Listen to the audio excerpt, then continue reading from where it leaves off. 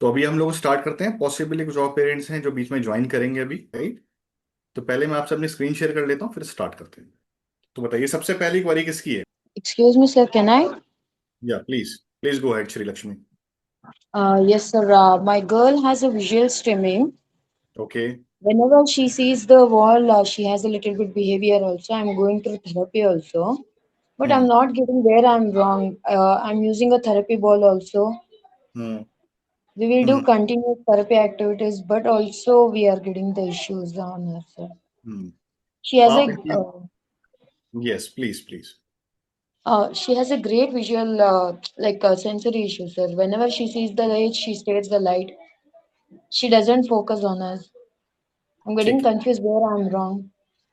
ठीक है। तो अभी क्या करते हैं आप विजुअल्स के लिए? Uh, I'm doing little bit tactile activity. She will not sit with me with focused. Hmm. Within 45 minutes also, if I say her, she wants to run from me. कितनी एज है बच्चे की? 4 years, sir. Now for 4 years, 11 months. हम्म। तो setting नहीं है आप कह रहे हो, विजुअल का इशू बहुत ज्यादा है, लेकिन आप एक्टिविटीज क्या परफॉर्म करते हैं विजुअल की? Activities, I will make her little bit tracking activities and a little bit tactile also, gym ball activities, swinging activities, hmm. and I'll make her do little bit exercise also, yoga poses also, but not continuously. I cannot perform with her because she will not be focused with me. She will not sit with me 45 minutes exactly. Got your point. देखिए, बच्चे का Yes. Setting का issue है ना, पहले setting हमें उसका थोड़ा सा बढ़ाना पड़ता है, तो हमें सारे एरियाज पे काम करना पड़ेगा। लेकिन जैसे भी आपने मुझसे कहा कि सबसे जो मेजर कंसर्न है ये फेसिंग विजुअल कंसर्न, की विजुअल स्ट्रीमिंग बहुत ज्यादा है।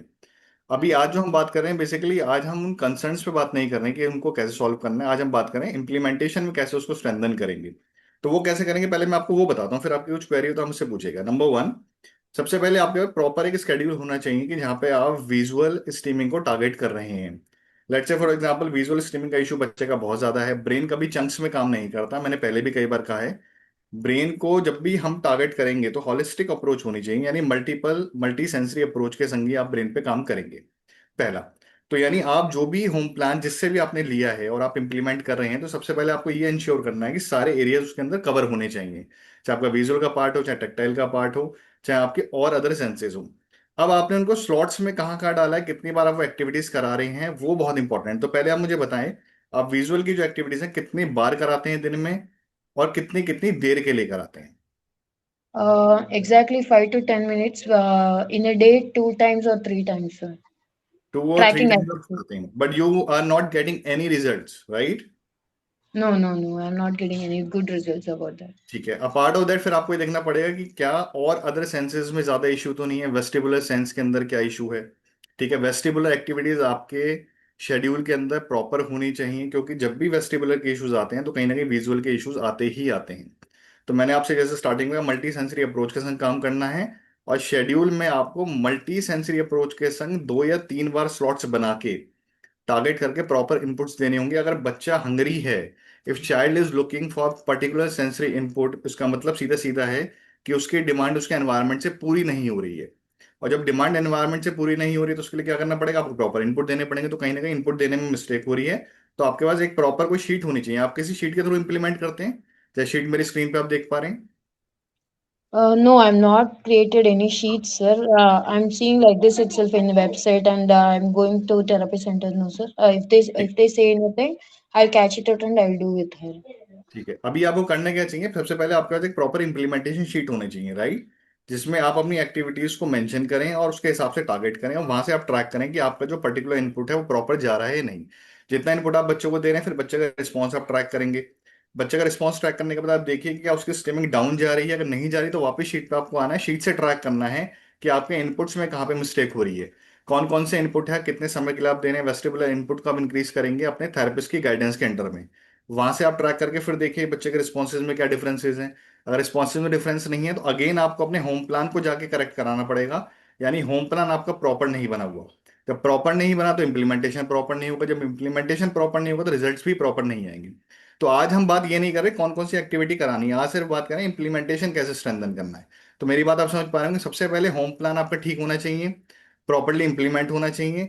और इम्प्लीमेंट होने के बाद बच्चे के रिस्पॉन्सेज को मेजर करना, रिस्पॉन्सेज में चेंज नहीं है तो वापस जाके शीट पे देखेंगे, या तो इनपुट आप कम दे रहे हैं या फिर आपका होम प्लान बच्चे के हिसाब से अप्रोप्रिएट नहीं है जो उसकी रिक्वायरमेंट है। तो जहां भी गैप्स है उसको फिगर आउट करके वहां से उसको एलिमिनेट करेंगे। तो मेरी बात आप समझ पा रहे हैं Shri Lakshmi? Yes, sir, I'm getting that. Hmm. But they have not given any home-based plan, sir. In therapy center, I'm making a therapy from 2 months, but they have not given यही any तो plan. प्रॉब्लम है, this is one of the biggest problem every every parent is facing. तो उसके लिए आप क्या करेंगे, आपको होम प्लान तो चाहिए ही चाहिए। अगर आपको हमारी टीम से कांटेक्ट करना है उनसे बात कर लीजिए, प्रॉपर एक होम प्लान लीजिए। हमारा हैंड होल्डिंग सपोर्ट प्रोग्राम है, उसके अंदर आप आ सकते हैं। 24/7 काम करते हैं, इस तरीके से हम ऑब्जर्व करके काम करते हैं, उसमें आप कनेक्ट हो सकते हैं। Right, if in case you have any confusion, you just want to interact something, you want to have a consultation on that, आप उसके लिए आ सकते हैं। बाकी इंप्लीमेंटेशन को कैसे करेक्ट करना है वो मैंने आपको बताया। होम प्लान तो करेक्ट होना ही चाहिए, वो तो बेस है। तो पहले आपको होम प्लान करेक्ट करना है, होम प्लान के बिना आगे कुछ भी नहीं हो पाएगा। ठीक है Shri Lakshmi? Yes, sir, sure, I got you, sir. ठीक है। और कोई पेरेंट्स इनकी क्वेरी हो इम्प्लीमेंटेशन को लेके, आज हम सॉल्यूशन पे बात नहीं कर रहे हैं, इसलिए मैं I am not spending my time on solutions. आज हम सिर्फ बात करें इम्प्लीमेंटेशन को कैसे स्ट्रॉन्ग करना है। इसका मतलब है कि आपके पास होम प्लान प्रॉपर होना चाहिए। अगर वो ही नहीं है तो इम्प्लीमेंटेशन तो आगे होगा ही नहीं। तो आप ये पहले क्लियर समझ लीजिए सब लोग। तो पहले आपका होम प्लान करेक्ट हो, उसके बाद जहां इम्प्लीमेंटेशन में आज आप स्टक हैं, आज हम उसके ऊपर बात करेंगे। राइट। तो श्री लक्ष्मी का क्वेश्चन डिफरेंट था, उनका जो प्रॉब्लम आ रहा है होम प्लान से आ रहा है। तो अभी होम प्लान के ऊपर आज बात नहीं कर रहे और सॉल्यूशंस के ऊपर बात नहीं कर रहे। आज बात करें इम्प्लीमेंटेशन के ऊपर, सिग्नल्स कैसे चेक करेंगे कि हम राइट डायरेक्शन में कि रॉन्ग डायरेक्शन में। और जो कोई पेरेंट है अपने क्वेरीज पूछिए please. Yes, sir, I have a question. Please अज्ञान। Like I have like my son is 5.7 and his name is Avyan. I have registered to his name. So okay. yesterday, like I had given him all the OT whatever home plan I had got from his therapist, so that I have implemented. And after giving him sensory inputs and everything, then only I started with his like writing work, special education work, and his speech work. But he was not still not cooperating with me. So is it more of a behavior, or is it any like as per like I have read your book, it is mentioned that first we have to control the regulate the senses and then only we have to work on the sitting activities. So I know he has behavior issues. So in this case, what shall we more focus on? हम assume कर रहे हैं आपके पास home plan है and you have very good home plan, you are implementing but you are not getting result, you are stuck somewhere and you want to understand how to see the signals in my child कि whether I am Yes. In So right this direction और this wrong. only I'm asking, is the signal something different key? It is more of the sensory regulation. मतलब क्या मैं miss कर रही हूँ और मुझे करना चाहिए ताकि वो मेरे साथ सिटिंग एक्टिविटीज अच्छे से कर सके. राइट So राइट, इस पे बात this करते हैं। Right, this I'm asking. Yeah. अगर आपका होम प्लान ठीक बना हुआ है और आपका इम्प्लीमेंटेशन करेक्ट है, प्रॉपर स्लॉट के संग आप कर रहे हैं, तो बच्चा सेंसरी इनपुट्स के बाद रेगुलेट होना चाहिए and Mm-hmm. Child will cooperate with you, because वहां पे ब्रेन सबसे बेटर कंडीशन के अंदर होता है और टेबल टॉप के अंदर सबसे बेटर रिस्पॉन्सेज आपको मिलते हैं। तो बच्चे के रिस्पॉन्सेज अगर हमें कभी चेक करने हैं, कहाँ पे चेक करने हैं, टेबल टॉप के ऊपर चेक करने हैं, आपके रियल Mm-hmm. एनवायरनमेंट में चेक करने हैं। बच्चा बाहर जाता Mm-hmm. है वहां पे आप चेक करेंगे, स्कूल से जो रिस्पॉन्सेज मिलेंगे वहां पे आप चेक करेंगे। हर जगह से आपको फीडबैक राइट आने शुरू होंगे, बच्चे के रिस्पॉन्सेज बेटर होंगे, आई कांटेक्ट बेटर होगा, सेटिंग बेटर होगा, और बच्चा कॉन्सेप्ट्स को भी समझना स्टार्ट करेगा। इसका मतलब क्या है कि आपका जो सेंसरी इंटीग्रेशन का प्रोसेस है वो ट्रैक पे। But if in case Mm-hmm. you're not getting these signals, which means something is missing in the home plan, either in the home plan or in the implementation of that, which means Mm-hmm. either we are not giving proper input or if we are not targeting all the senses in a right and proper way, right? Maybe possible Mm-hmm. child need lot of vestibular input, but we are not focusing on vestibular part. We are focusing more on proprioceptive, tactile Mm-hmm. input, and we are giving other input, but we are not giving proper vestibular input, right? Maybe. So this is one of the example. So we have to cross check again on our sheet जहां भी आपने बनाया होगा कि Mm-hmm. where my input is not going correct, why my child is not focusing, क्या कोई मैं ज्यादा तो एक्टिविटी नहीं करा रही हूँ, ये भी एक रीजन हो सकता Mm-hmm. है। Because if Okay. you are giving more input which is not required, still child will not cooperate with you, sitting will not come. The reason will Mm-hmm. be brain will not consider extra input. Understand this thing. If you give more input than required, then sensory integration process will not happen. If you Mm-hmm. give less input which is required, so sensory integration process will not happen. Sensory Mm-hmm. integrate कब होगा, जब आप proper input देंगे as per the child need. For that you have to understand child first. What is my child exact requirement? तो कहीं ना Mm-hmm. कहीं वो requirement में गैप हो रहा है इसका मतलब। तो Okay. रिक्वायरमेंट आप चेक करो, उसके हिसाब से इनपुट को आप एडजस्ट करो। और दिन में आप कितनी बार ये सेंसर इंटीग्रेशन का प्रोसेस करते हैं, और कभी भी आपको कोई रिजल्ट दिखता है या हमेशा ही सेम सिचुएशन रहती है? नहीं, actually I am like I mostly take it in the evening like 5 and one और ट्वाइस मैं ये सेंसरी इनपुट उसको देती हूँ, and at the evening time like running or walking because he's more hyper at the evening time. नहीं तो And आपने कैसे प्लान कैसे किया? कोई आपका होम प्लान है या आप रैंडम इनपुट्स yes, दे रहे my हैं? autist has given me a plan, so I'm hmm. going according to that. अच्छा, तो उसमें इनपुट इवनिंग में आप देते हैं, मॉर्निंग में क्या करते हैं आप?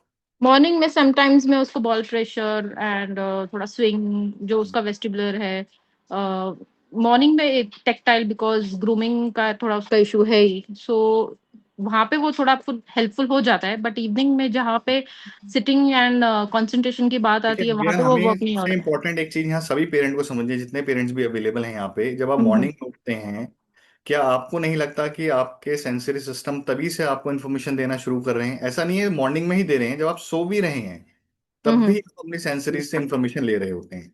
आपके सिस्टम 24/7 काम कर रहे होते हैं। आप सो रहे हम्म हैं, किसी ने लाइट ऑन कर दी तो आपको पता लग जाता लाइट ऑन है। हम्म कोई बोल रहा है तो आपकी नींद खुल जाती है, आपके ऑडिटरी सिस्टम एक्टिवेट होता है। कोई आपको उठा हम्म के पलंग से नीचे गिरा दे तो आपके सिस्टम एक्टिवेट होते हैं, आपको बता देंगे आप किस जगह पे हैं। आप अभी बेड पे नहीं है, किसी ने आपको पुश किया है। तो ये कैसे पता लगता है आपको? आपके सेंसरी सिस्टम 24/7 काम कर रहे हैं। बट जैसे हम हम्म मॉर्निंग में उठते हैं तब हम एक प्रॉपर पोजीशन में, जहाँ पे हमें वहाँ पे एक्टिवेट करना स्टार्ट करना चाहिए, उनको ऑप्टिमल हम्म थ्रेशोल्ड पे लेके आना चाहिए। So point which I am trying to make here is, बच्चा मॉर्निंग में उठ रहा है और प्रॉपर उसको हम स्ट्रक्चर्ड अगर सेंसरी इनपुट नहीं दे रहे हैं, स्ट्रक्चर्ड का हम्म मतलब with multi sensory approach, you have to target all the senses morning में ही। इमीडिएटली जैसे ही बच्चा उठा है 30-40 मिनट्स के बाद you have to give first slot of input, और दैट टू स्ट्रक्चर्ड, और 30-40 मिनट का प्रॉपर एक structure slot of, so that अगले 6 to 7 आवर्स तक चाइल्ड जो है पूरा ऑर्गेनाइज रहे। उसके बाद बच्चे के रिस्पॉन्सेज आपको दिखेंगे ना। बच्चा वहां से आते आते इवनिंग तक उतना प्रॉपर इनपुट नहीं मिल पा रहा, वो अपनी सेंसेस से फाइट करता हुआ चल रहा है। तो आप सोचिए, बच्चे के अंदर आपको जाके फील करना है कि what my child is feeling from inside. If my child is not happy from inside and he my child is struggling since morning, so till evening what I will expect from my child. We have to understand in that way. Systems तो morning से ही आपके बच्चे के चालू हो गए हैं, वहीं से इनपुट उसको मिलने शुरू हैं। अब are you getting my point? तो वहां से हमें बच्चे को ऑर्गेनाइज करते हुए चलना है, और we have to keep our eye on our child sensory system, all sensory systems, कहाँ कहाँ पे अप एंड डाउन हो रहे हैं, कहाँ कहाँ पे रिक्वायरमेंट है, and we have to keep giving sensory input throughout the day. But एक राइट फॉर्मेट है कि एटलीस्ट आपका एक या दो शेड्यूल हो, स्ट्रक्चर्ड शेड्यूल हो, as per the child requirement. अगर बच्चे की सेंसरी नीड बहुत ज्यादा है तो आपको दो शेड्यूल की जरूरत कम से कम होती है, नीड कम है तो कम से मॉर्निंग के एक शेड्यूल की जरूरत होती है, और शॉर्ट एक या दो शेड्यूल की 15-20 मिनट का शॉर्ट शेड्यूल। कुछ बच्चे जो बहुत हाइपर एक्टिव होते हैं उनको बीच में कई बार सेंसरी इनपुट देने की जरूरत होती है अगर उनको ऑर्गेनाइज करना है। तो ये हर बच्चे की नीड के हिसाब से अलग है, कोई स्टैंडर्ड फॉर्मेट नहीं है कि हमने एक ही बार दिया इवनिंग में दे तो काम हुआ। इसी वजह से वो रिजल्ट नहीं आ पा रहा, क्योंकि वो मॉर्निंग से ही वो राइट स्ट्रैटेजी हमारी नहीं हो पा रही ना। आप समझो, अभी तो हम डिटेल में नहीं जा रहे, अभी जो आपने बताया सिर्फ मैंने वहां से इनपुट ले रहा हूँ। तो मॉर्निंग से ही हमारी कुछ मिस्टेक स्टार्ट हो रही है, प्रॉपर वहां से हम ऑर्गेनाइज नहीं कर रहे, फिर हम इवनिंग तक जा रहे हैं। तो ऐसे काम नहीं बनेगा, sensory integration process will not happen in that way. Brain need consistent sensory input for sensory integration process. और ब्रेन को ये नहीं पता मॉर्निंग कब है, नाइट कब है, इवनिंग कब है, होली दिवाली कब है। ब्रेन को इनपुट चाहिए बैक टू बैक, और इनपुट डजंट मीन कि आप उसको हर वक्त इनपुट दे रहे हैं। आपने एक प्रॉपर एक स्लॉट दिया 6-7 आवर्स के लिए, बच्चा ऑर्गेनाइज है, उसके बाद बच्चे की नीड के हिसाब से आप प्रॉपर नेक्स्ट स्लॉट्स को बनाते हैं, तब आपको रिस्पॉन्सेज मिलने शुरू होंगे, और वो भी आपको देना पड़ेगा कम से कम 1 या 2 साल लगातार। तो आपको करना क्या है इंपॉर्टेंट, मैं शीट से हटाता हूँ, पहले मैं स्क्रीन पे आता हूँ, क्योंकि शीट पे आप लोग अभी क्वेश्चन नहीं पूछ रहे हैं, तो जो आप पूछ रहे हैं वो मैं एड्रेस कर दूं। देखिए, हमें समझना ये है कि 1 या 2 साल बच्चे को हमें ऑप्टिमल अराउजल लेवल पे रखना है। तो ये समझिए, लेक्चर फॉर एग्जांपल ये एक लाइन है, इसको आप ऐसे समझ लीजिए, ये एक ऑप्टिमल अराउजल लेवल है।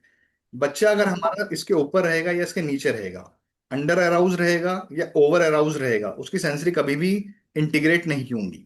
तो हमें पहले ये फिगर आउट करना पड़ेगा मेरे बच्चे का ऑप्टिमल अराउजल लेवल कहाँ पे है। अब थ्रू आउट पूरे दिन के अंदर हमें उसको वहां मेंटेन रखना पड़ेगा, तो जहां जहां सेंसरी इनपुट देने की जरूरत है वहां देने पड़ेंगे। और इसमें आपको कंसिस्टेंट रहना पड़ेगा फॉर नेक्स्ट 1 to 2 years।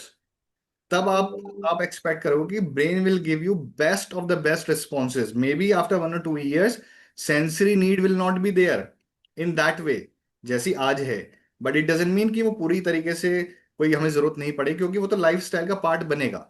बच्चे को लाइफ स्टाइल हेल्दी रखना ही आगे, पर उसके में आपको फोकस नहीं करना पड़ेगा। आप अपना काम करते रहेंगे, स्पेशल एजुकेशन पे फोकस करेंगे, लैंग्वेज पे फोकस करेंगे, और एरियाज पे फोकस करेंगे। सेंसरीज पे आपको इतना ज्यादा फाइट नहीं करना पड़ेगा। बट इफ इन केस अगर आप यहाँ मिस करते हैं, फाउंडेशन को अगर हमने वीक कर दिया, तो उसके ऊपर you are not able to make building on that, right? If in case you will able to make building on that, building will be collapse soon. Reason will be the foundation will be very weak, right? Foundation weak रहेगी तो building collapse होनी होनी है। तो बहुत simple है, पहले we have to correct the foundation. अब इससे पहले मैं आगे बढ़ूं, पहले हमें सबसे पहले ये समझना है कि कोई भी इंफॉर्मेशन आप कैसे लेते हैं अपने एनवायरनमेंट से। मुझे सब लोग आंसर कीजिए, स्क्रीन पे आके आंसर कीजिए, मैं देख ही नहीं पा रहा हूँ किसी को। प्लीज सब लोग स्क्रीन पे आइए, मुझे आंसर कीजिए। आप सब लोग कोई भी इंफॉर्मेशन अपने एनवायरनमेंट से कैसे लेते हैं, मुझे इस चीज का आंसर कीजिए। आपको बहुत बड़ी एक चीज समझ में आएगी आज यहाँ पे। बताइए सब लोग प्लीज, और स्क्रीन पे आइए प्लीज सब लोग। इतना हाइड मत कीजिए, कोई आपके फेस को कोई पब्लिश नहीं कर रहे हैं हम कहीं पे। आपके के लिए मैंने Q&A राउंड किया, मैं स्पेशली टाइम निकाल के आया हूँ। कैसे? तो सेंस को हम हम्म, लोग को एक्सेप्ट करते हैं सेंस के थ्रू। सेंस के थ्रू करते हैं, तो कौन कौन सी सेंस हमारी इसमें काम करती हैं जिसके थ्रू आपको कोई इन्फॉर्मेशन मिलती है? जैसे कि स्किन हो, आईज हो, नोज हो, ईयर हो, ऑडिटरी, जितना भी हम लोग का सेंस है उन सबके थ्रू हम लोग को वो। वेस्टिबुलर सिस्टम है, आपका प्रोप्रोसेप्टिव सिस्टम है, आपके मसल जॉइंट्स की अवेयरनेस है, आपकी बॉडी की अवेयरनेस है, स्पेस में आपकी पोजीशन की अवेयरनेस है, आपका टेक्टाइल सिस्टम है, टच का सिस्टम है, ठीक है, बाकी और सिस्टम है। अगर इन सिस्टम्स को अगर हम कट डाउन कर दें हम्म। या इसमें डिसफंक्शन हो जाए, तो वो इन्फॉर्मेशन क्या ब्रेन पे जाएगी? नहीं अगर वो इन्फॉर्मेशन ब्रेन पे नहीं जाएगी तो ब्रेन की कंडीशन कैसी होगी? सर, मतलब वो दूसरे तरीके से अपने आप को ये करने की कोशिश करेंगे, मतलब उसके दिमाग में जो जा रहा है वो ठीक से वो प्रोसेस नहीं हो पा रहा है, तो वो उस तरह से अपने आप को भी एक्सप्रेस नहीं कर पा रहा है, तो वो उसका जो मतलब बिहेवियर है वो दूसरा टाइप का हो जाएगा, वही बिहेवियर इशू ब्रेन हो जाएगा। डिसऑर्गेनाइज रहेगा, सिंपल सी जी। बात है। आप सभी पेरेंट्स समझिए, कि मैं सभी पेरेंट्स को बताता हूँ ये बात इसलिए कि बेसिक से पहले हमें समझना जरूरी है, वहां से हम करेक्ट करें। जब ब्रेन डिसऑर्गेनाइज होगा तो हम क्या उससे कोई पॉजिटिव रिस्पॉन्स एक्सपेक्ट कर सकते हैं? यस और नो? जब नो। नहीं कर सकते तो सबसे पहले हमें समझना है, आप कुछ भी काम करिए उसके ऊपर आपको रिजल्ट्स नहीं मिल पाएंगे। सबसे पहले हमें इस लेवल पे काम करना पड़ेगा, ये हमारा फाउंडेशन है। चाहे राइट। हमारा टेक्टाइल का सिस्टम हो, चाहे वेस्टिबुलर सिस्टम हो, चाहे प्रोप्रियोसेप्टिव सिस्टम हो, चाहे हमारे ऑडिटरी सिस्टम हो, चाहे विजुअल सिस्टम हो। और दूसरा रूल आपको जो समझना है, पहली बात आपको सबको समझ में आई, यस या नो? अगर आप बोल नहीं सकते, आपको शर्म आ रही है स्क्रीन पे आने में पेरेंट्स को, तो प्लीज आप मैसेज में, चैट बॉक्स में लिख दीजिए सभी लोग। एटलीस्ट कम्युनिकेशन तो स्टैब्लिश कीजिए मेरे संग, क्योंकि वन साइडेड कम्युनिकेशन के लिए तो आने का कोई बेनिफिट मेरा है नहीं। आप प्लीज चैट बॉक्स में लिख दीजिए। मतलब अगर सेकंड इंपॉर्टेंट पार्ट है कि ब्रेन चंक्स में काम नहीं करता। नहीं करता, राइट। ब्रेन ऐसे काम नहीं करता, कोई इंफॉर्मेशन ब्रेन में गई है और हमने एक सिस्टम को टारगेट किया, हम एक तरह का इनपुट दे रहे हैं। जब भी इंफॉर्मेशन बच्चा लेता है अपने एनवायरनमेंट से, तो multi sensory information inputs brain में जाते हैं और ब्रेन को उसको प्रोसेस करना पड़ता है। और ब्रेन के राइट। अंदर लॉन्ग रेंज कनेक्टिविटी, हमारे ब्रेन के अंदर सेंसरी सिस्टम्स की आपस में वीक होती है या नहीं होती। तभी हमारे बच्चे को दिक्कत आती है। जब आप एक सिंगल सेंस का यूज करके कोई काम कर रहे होते हैं, हमेशा आपको लगेगा कि आपको बेटर रिजल्ट मिल रहे हैं, बच्चा फोकस्ड है, ऑर्गेनाइज है। लेकिन जैसे मल्टी हम्म। सेंसरी इनपुट मिलने शुरू होंगे, जहाँ बहुत ज्यादा ऑडिटरी भी है, टच भी है, साउंड भी है, विजुअल भी है, मूवमेंट का भी काम है, जैसे हम मॉल में देखते हैं, पार्क में देखते हैं, शादी फंक्शन में देखते हैं, पार्टी में देखते हैं, सारी सेंसेस के इनपुट को प्रोसेस करना है। ब्रेन में लॉन्ग रेंज कनेक्टिविटी वीक है, इंफॉर्मेशन ब्रेन प्रोसेस नहीं कर पा रहा। शॉर्ट रेंज कनेक्टिविटी ठीक होती है बच्चों की, वो ओवर डेवलप होती है। हम्म। ये लोग क्या कर रहे हैं, बेसिकली हम सेंसर इंटीग्रेशन के प्रोसेस के थ्रू वो जो लॉन्ग रेंज कनेक्टिविटी है, सारे सिस्टम्स को आपस में कम्युनिकेट कराने की कोशिश कर रहे हैं, चाहते हैं उनके बीच में कम्युनिकेशन स्टैब्लिश हो जाए, कनेक्शन स्टैब्लिश हो जाए। सिंपल लैंग्वेज में आपको बताने की कोशिश कर रहा हूँ। So point which I am trying to make here is, multi sensory approach हम फॉलो नहीं कर रहे, सारी सेंसेस को हम टारगेट नहीं कर रहे, मॉर्निंग से सिस्टम को एक्टिवेट नहीं कर रहे।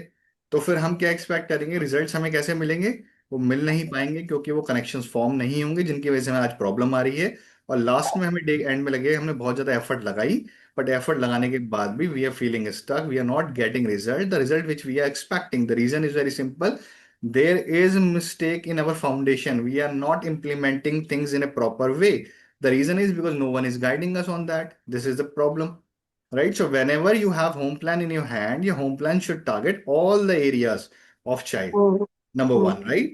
तो ये, इसके अलावा भी एक लास्ट पार्ट समझिए, फिर मैं आगे बढ़ूंगा। मैं सभी पेरेंट्स को ये बोलता हूँ बार बार, और आज भी रिपीट कर रहा हूँ जिनको नहीं पता, 4 स्टेजेस हैं, और 4 स्टेजेस को हमें क्रैक करना जरूरी है, जिसमें फोर्थ हमारे हाथ में नहीं, 3 स्टेजेस हमारे हाथ में। पहला, हमारे एनवायरनमेंट के अंदर बहुत सारा सेंसरी इनपुट होना चाहिए, पहला।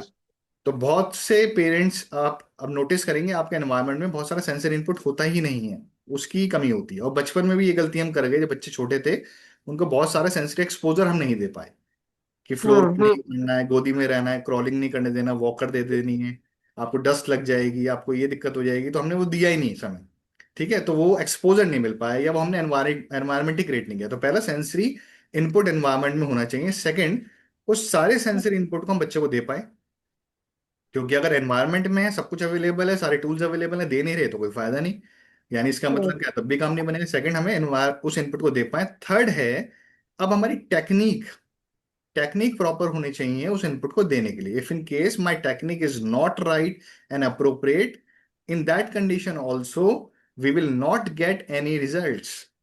We are giving same input, we are doing the same thing, but still we are not getting the result. Reason will be my technique is not appropriate. अब टेक्निक का क्या होता है ये बात करेंगे इसके ऊपर बाद में। तो ये थर्ड स्टेप हुआ। फोर्थ स्टेप इज, अगर आपने तीनों स्टेप क्लियर कर दिए, फोर्थ पार्ट है ब्रेन का। अब ब्रेन को जो आपको इंफॉर्मेशन पहुंचानी थी, आपने वो राइट सीक्वेंस में पहुंचा दी। अब ब्रेन को रिस्पॉन्स बिल्ड करना है। अब वो ब्रेन रिस्पॉन्स देगा ही देगा। ऐसा नहीं हो सकता रिस्पॉन्सेज ना, बहुत ही rare of the rare cases में होता है रिस्पॉन्सेज ना, या ब्रेन डैमेज का कोई केस है। तो ब्रेन डैमेज का भी किसी बच्चे का केस नहीं है, सबके स्ट्रक्चर्ड होके हैं। ठीक है। अब इसमें एक जो सबसे इंपॉर्टेंट पॉइंट है, अगर आपने फर्स्ट सेकंड थर्ड तीनों स्टेप्स को करेक्ट कर लिया, फिर भी आपको रिजल्ट्स नहीं मिलेंगे अगर आप कंसिस्टेंट नहीं हो। आप प्लीज नोट कर लेना, आप कंसिस्टेंट का मतलब क्या हुआ। आज मेरे यहाँ दिवाली है तो मैं 10 डेज के ऑफ पे हूँ। आज मेरे यहाँ होली है तो मैं 3 दिन पहले से प्रिपरेशन में हूँ, 3 दिन के बाद भी प्रिपरेशन में हूँ। अब नया साल है, मुझे 10 दिन के लिए हॉलीडे पे जाना है, छुट्टी पे जाना है।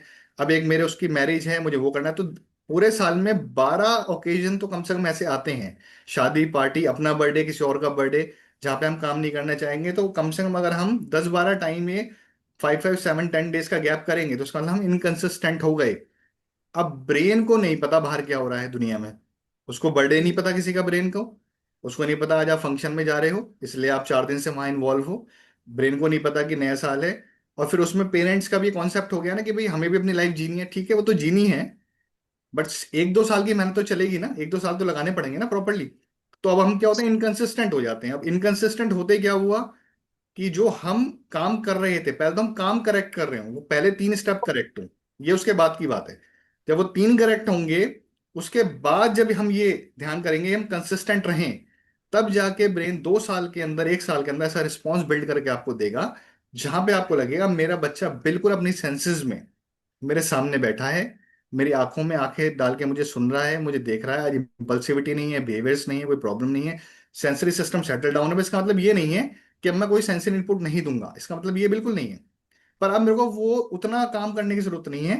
अब बच्चे ने अगर 15-20 मिनट्स मॉर्निंग में भी कोई एक्टिविटीज करी हैं, और सारी सेंसेस को मैं टारगेट कर लिया, तो सफिशिएंट है पूरे दिन के लिए। उसके बाद कोई अप एंड डाउन आते हैं तो हम रेडी हैं। और धीरे धीरे बच्चे का कोपिंग मैकेनिज्म भी इतना डेवलप हो जाता है कि बच्चा अपने आप समझ जाता है कि where I need sensory input, और मुझे उसके लिए क्या करना है। वो खुद ही आपको अपनी डिमांड बता देगा, खुद ही वो इनपुट क्रिएट कर लेगा, आपको उसके रिस्पॉन्सेज समझ में आएगा। Now he is much aware about himself. उसको अपनी बॉडी के बारे में समझना शुरू होता है। अभी गैप्स क्यों होते हैं, अब ये सारे गैप्स क्यों होते हैं, एक दो चीज मैं आपको और बता रहा हूँ, कि क्वेश्चंस आपके कम है इसलिए मुझे ये बोलना पड़ रहा है।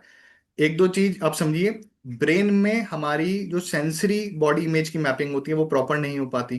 जब बॉडी अवेयरनेस कम होती है ना, तो आपकी कंडीशन कैसे होती है, जैसे आप हैंग कर रहे हो 2nd फ्लोर पे, नीचे कुछ नहीं है, तो आप हैंगिंग पोजीशन के अंदर हो, और कोई आपसे कहता है कि बेटा आओ लैंग्वेज पे बात करते हैं, स्पीच पे बात करते हैं, चलो आज हम हायर एजुकेशन का काम करते हैं, आज आपको ये प्रैक्टिस करनी है, ये स्किल सीखनी है, वो सीखते हैं। अब एक एक पर्सन, चाहे आप ही एज्यूम करो आप ही हो, आप 2nd फ्लोर पे हैंग कर रहे हो, नीचे कुछ भी सपोर्ट नहीं है।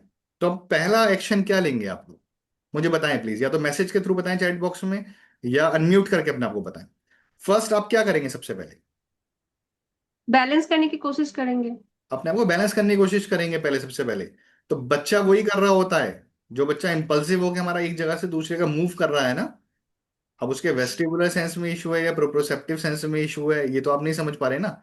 या तो वो बैलेंस कर रहा है या मूवमेंट सीख कर रहा है, या वो इतना ज्यादा डिसऑर्गेनाइज हो चुका है कि वो अपने आप को काम डाउन कर रहा है, सेंसरी ओवरलोड में है।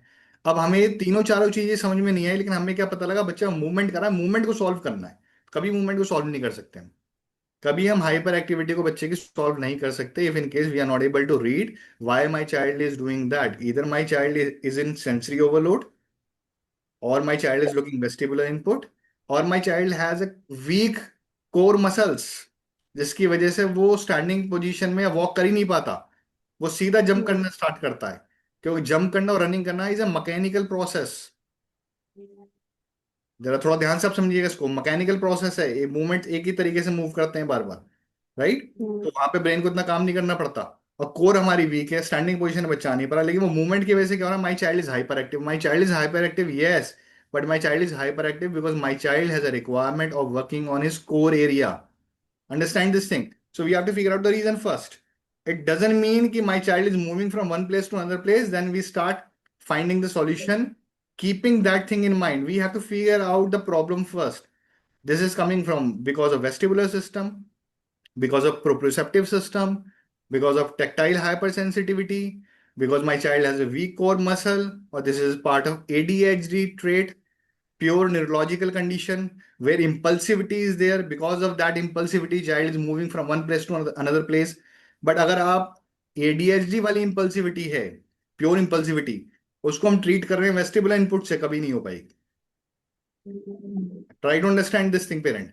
अगर हम कोर मसल्स पे काम कर रहे हैं, पहले तो यहां तक हम पेरेंट्स हम पहुंचते नहीं है। मैं आपको थोड़ा डिटेल में इसलिए बता रहा हूँ, समझ पाओ कि सेंसरी इंटीग्रेशन का प्रोसेस प्योर एक साइंस है उसके पीछे। इट डजंट मीन कि आपने देखा कि वेस्टिबुलर इनपुट, क्योंकि we start using these words nowadays, vestibular, proprioceptive, tactile and so on, but we are not understanding what is happening behind these systems. कभी आपने स्कूल में ऐसा किया है कि आप रीडिंग कर रहे हो तो किसी ने आपसे बोला जोर जोर के बोल के पढ़ो, तो आपको ज्यादा ज्यादा अच्छे से याद हो पाएगा? कभी किसी ने किया है ऐसा एक्सपीरियंस, या खुद किया है कभी ऐसा? किस किस ने किया है प्लीज बताएं मुझे। रफीका ही स्क्रीन पे, और कोई स्क्रीन पे नहीं है प्लीज। सिपी करिए यस। देखिए मेरा आपसे लास्ट रिक्वेस्ट है, दोबारा मैं नहीं कहूंगा, स्क्रीन पे अगर आप आएंगे तो मुझे अच्छा लगेगा, क्योंकि एटलीस्ट मैं कनेक्ट कर पाता हूँ। मुझे ऐसा लगता है कि मैं ब्लैक बॉक्सेस से बात कर रहा हूँ, मुझे डिस्कनेक्शन से फील होता है। हाँ, तो अभी हम क्या बात कर रहे थे कि कभी आपसे स्कूल में किसी ने कहा है कि अभी आप जब रीडिंग कर रहे हो तो आप बोल के रीड करो, तो ज्यादा बेटर फोकस कर पाओगे, समझ पाओगे। क्यों होता है ऐसा, मुझे कोई बताएगा? किया तो है सबने, ये तो पक्की बात है। कई लोगों ने चल के भी रीड किया होगा, वॉक करते हुए, बुक हाथ में लिया, वॉक कर रहे हैं और हम रीड कर रहे हैं, तो हमने देखा हमारा फोकस बेटर हो गया। मतलब ब्रेन में ज्यादा प्रोसेसिंग होता है I think. Multi sensory Combined, processing, sir, जब एक जिस तरीके से, memory combined with auditory and vestibular input works more efficiently. Right. तो अभी क्या होता है, जब हमारे मल्टी सेंसरी इनपुट जाते हैं तो ऐसे कॉम्बिनेशन होते हैं कि किस सेंस के संग कौन से सेंसरी इनपुट को आप देंगे तो ब्रेन उसको इंटीग्रेट करने में ब्रेन को हेल्प मिलेगी। क्या आप लोगों को पता है टैक्टाइल सिस्टम के जो इनपुट्स हैं पूरे ब्रेन के अंदर ट्रैवल करते हैं। अगर बच्चे को टैक्टाइल सिस्टम के अंदर इशू है ना, वो बाकी सारी सेंसेस को भी डैमेज कर देगा। क्योंकि जब ब्रेन के अंदर प्रोसेस करेगा उसके थ्रू जो और सेंसेस के इनपुट जो प्रोसेस होने हैं वो हैम्पर्ड हो जाएंगे, तो मल्टी सेंसरी डिसफंक्शन आपको दिखना शुरू हो जाएगा बच्चे के अंदर।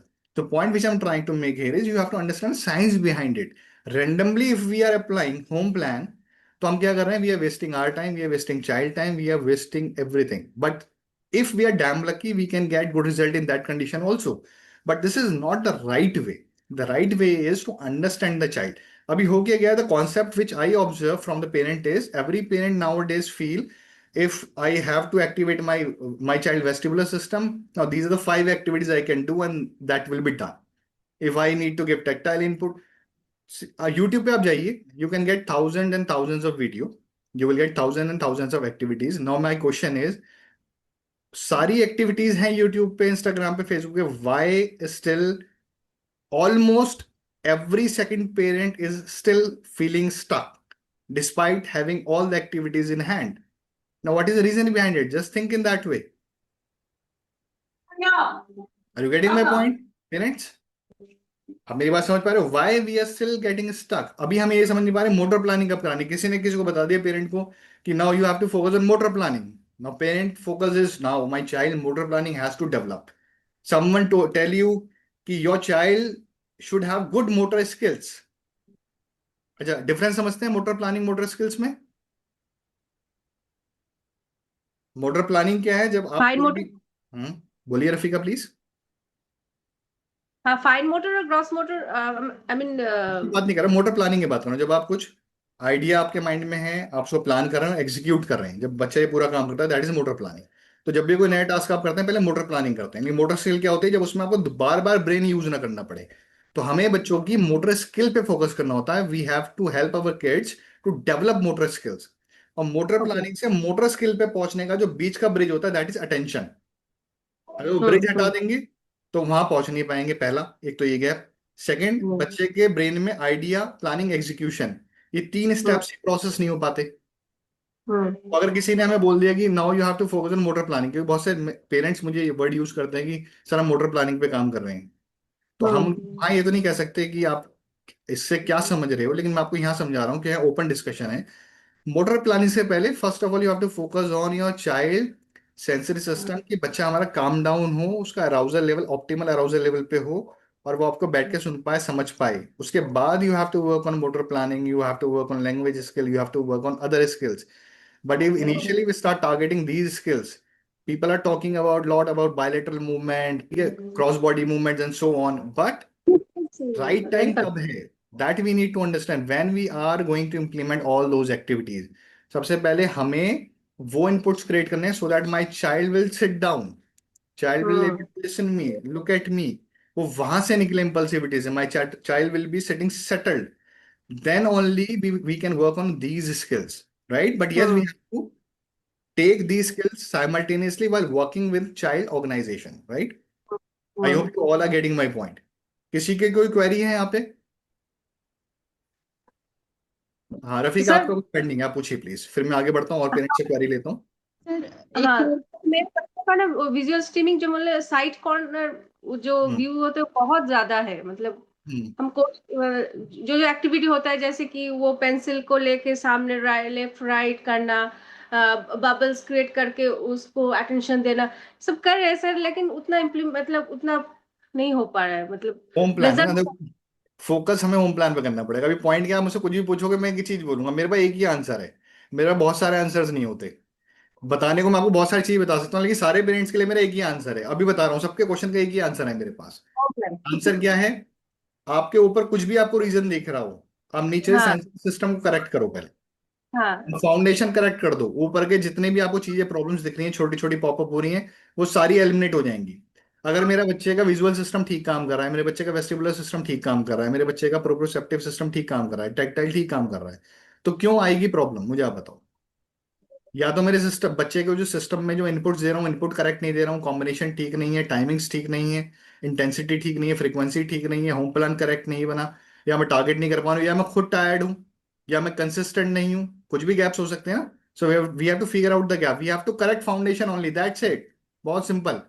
फाउंडेशन करेक्ट करने के लिए पूरा एक्सपीरियंस और ऑब्जर्वेशन आपको चाहिए। Without observing you cannot help your child. Now what point I'm trying to make here is why observation is a key. Understand this thing. आपके बच्चे पे आपने कोई भी होम प्लान इंप्लीमेंट किया, अगर आप उसको ट्रैक नहीं कर पा रहे, जो शीट मैंने ओपन करी थी, शीट मैंने क्लोज इसलिए कर दी है, किसी पेरेंट का क्वेश्चन नहीं आया इसी वजह से मुझे क्लोज करनी पड़ी। अगर आप ये ट्रैक नहीं कर पा रही 15-20 डेज में जो एक्टिविटीज मैं परफॉर्म कर रहा हूँ, वो मुझे किस डायरेक्शन में लेके जा रही हैं, तो इसका मतलब हम वॉल को पुश करने की कोशिश कर रहे हैं। राइट। तो वॉल को पुश करेंगे हम कहीं नहीं पहुंच पाएंगे। अब इसका मतलब ये नहीं within 15-20 days if you not getting good signal which means you are heading in wrong direction, no. ये बिल्कुल मैं नहीं कह रहा हूं, ये ऑब्जर्वेशन से आपको पता लगे। If my child nervous system is in very bad state, उसको रॉन्ग इनपुट्स मैं अभी तक देते आ रहा हूं पिछले 6-8-10 महीने से, और अब मैं उसके नर्वस सिस्टम को दोबारा से रीऑर्गेनाइज हम कर रहे हैं, basically we start giving proper input, तो नर्वस सिस्टम भी टाइम लेगा उन पुराने इनपुट्स का जो हैबिट लूप उसने बिल्ड किया है उससे रीसेट करने में अपने आप को। जैसे वो रीसेट करेगा, उसके बाद यू स्टार्ट फीलिंग कि now my child is showing some responses.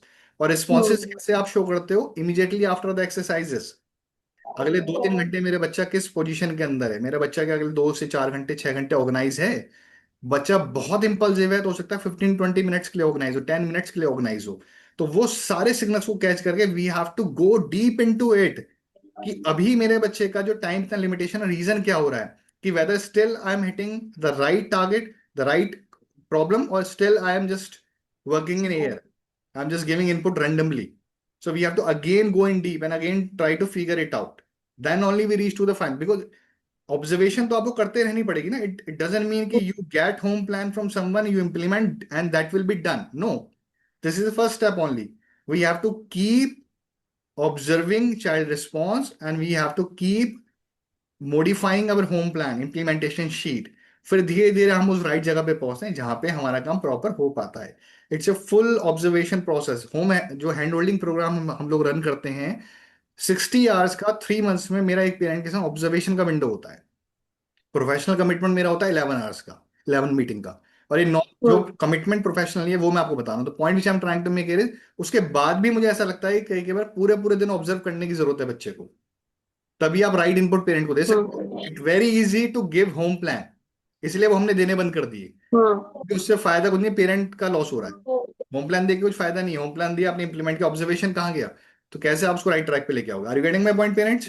तो आप सब लोग समझे कि कहाँ कहाँ आपके उसमें प्रोसेस में मिस्टेक आ रही है. अगर आपकी ऑब्जर्वेशन करेक्ट नहीं है, आपको खुद नहीं पता ऑब्जर्वेशन कैसे करना है, अगर आपके होम प्लान वीक है, तो इम्प्लीमेंटेशन आपका इम्पैक्टेड होगा. और अगर आपका होम प्लान करेक्ट है, इम्प्लीमेंटेशन करेक्ट है, तो जो शीट में जो दिखा रहा था आपको, शीट के हिसाब से आप ट्रैक करेंगे, वहां से रिस्पॉन्सेज मेजर करेंगे, रिस्पॉन्सेज आएंगे. सर रिस्पॉन्सेज नहीं वही आए, क्या then home again plan have है टू सर या गो एंड कुछ चेक. और है? Please come again.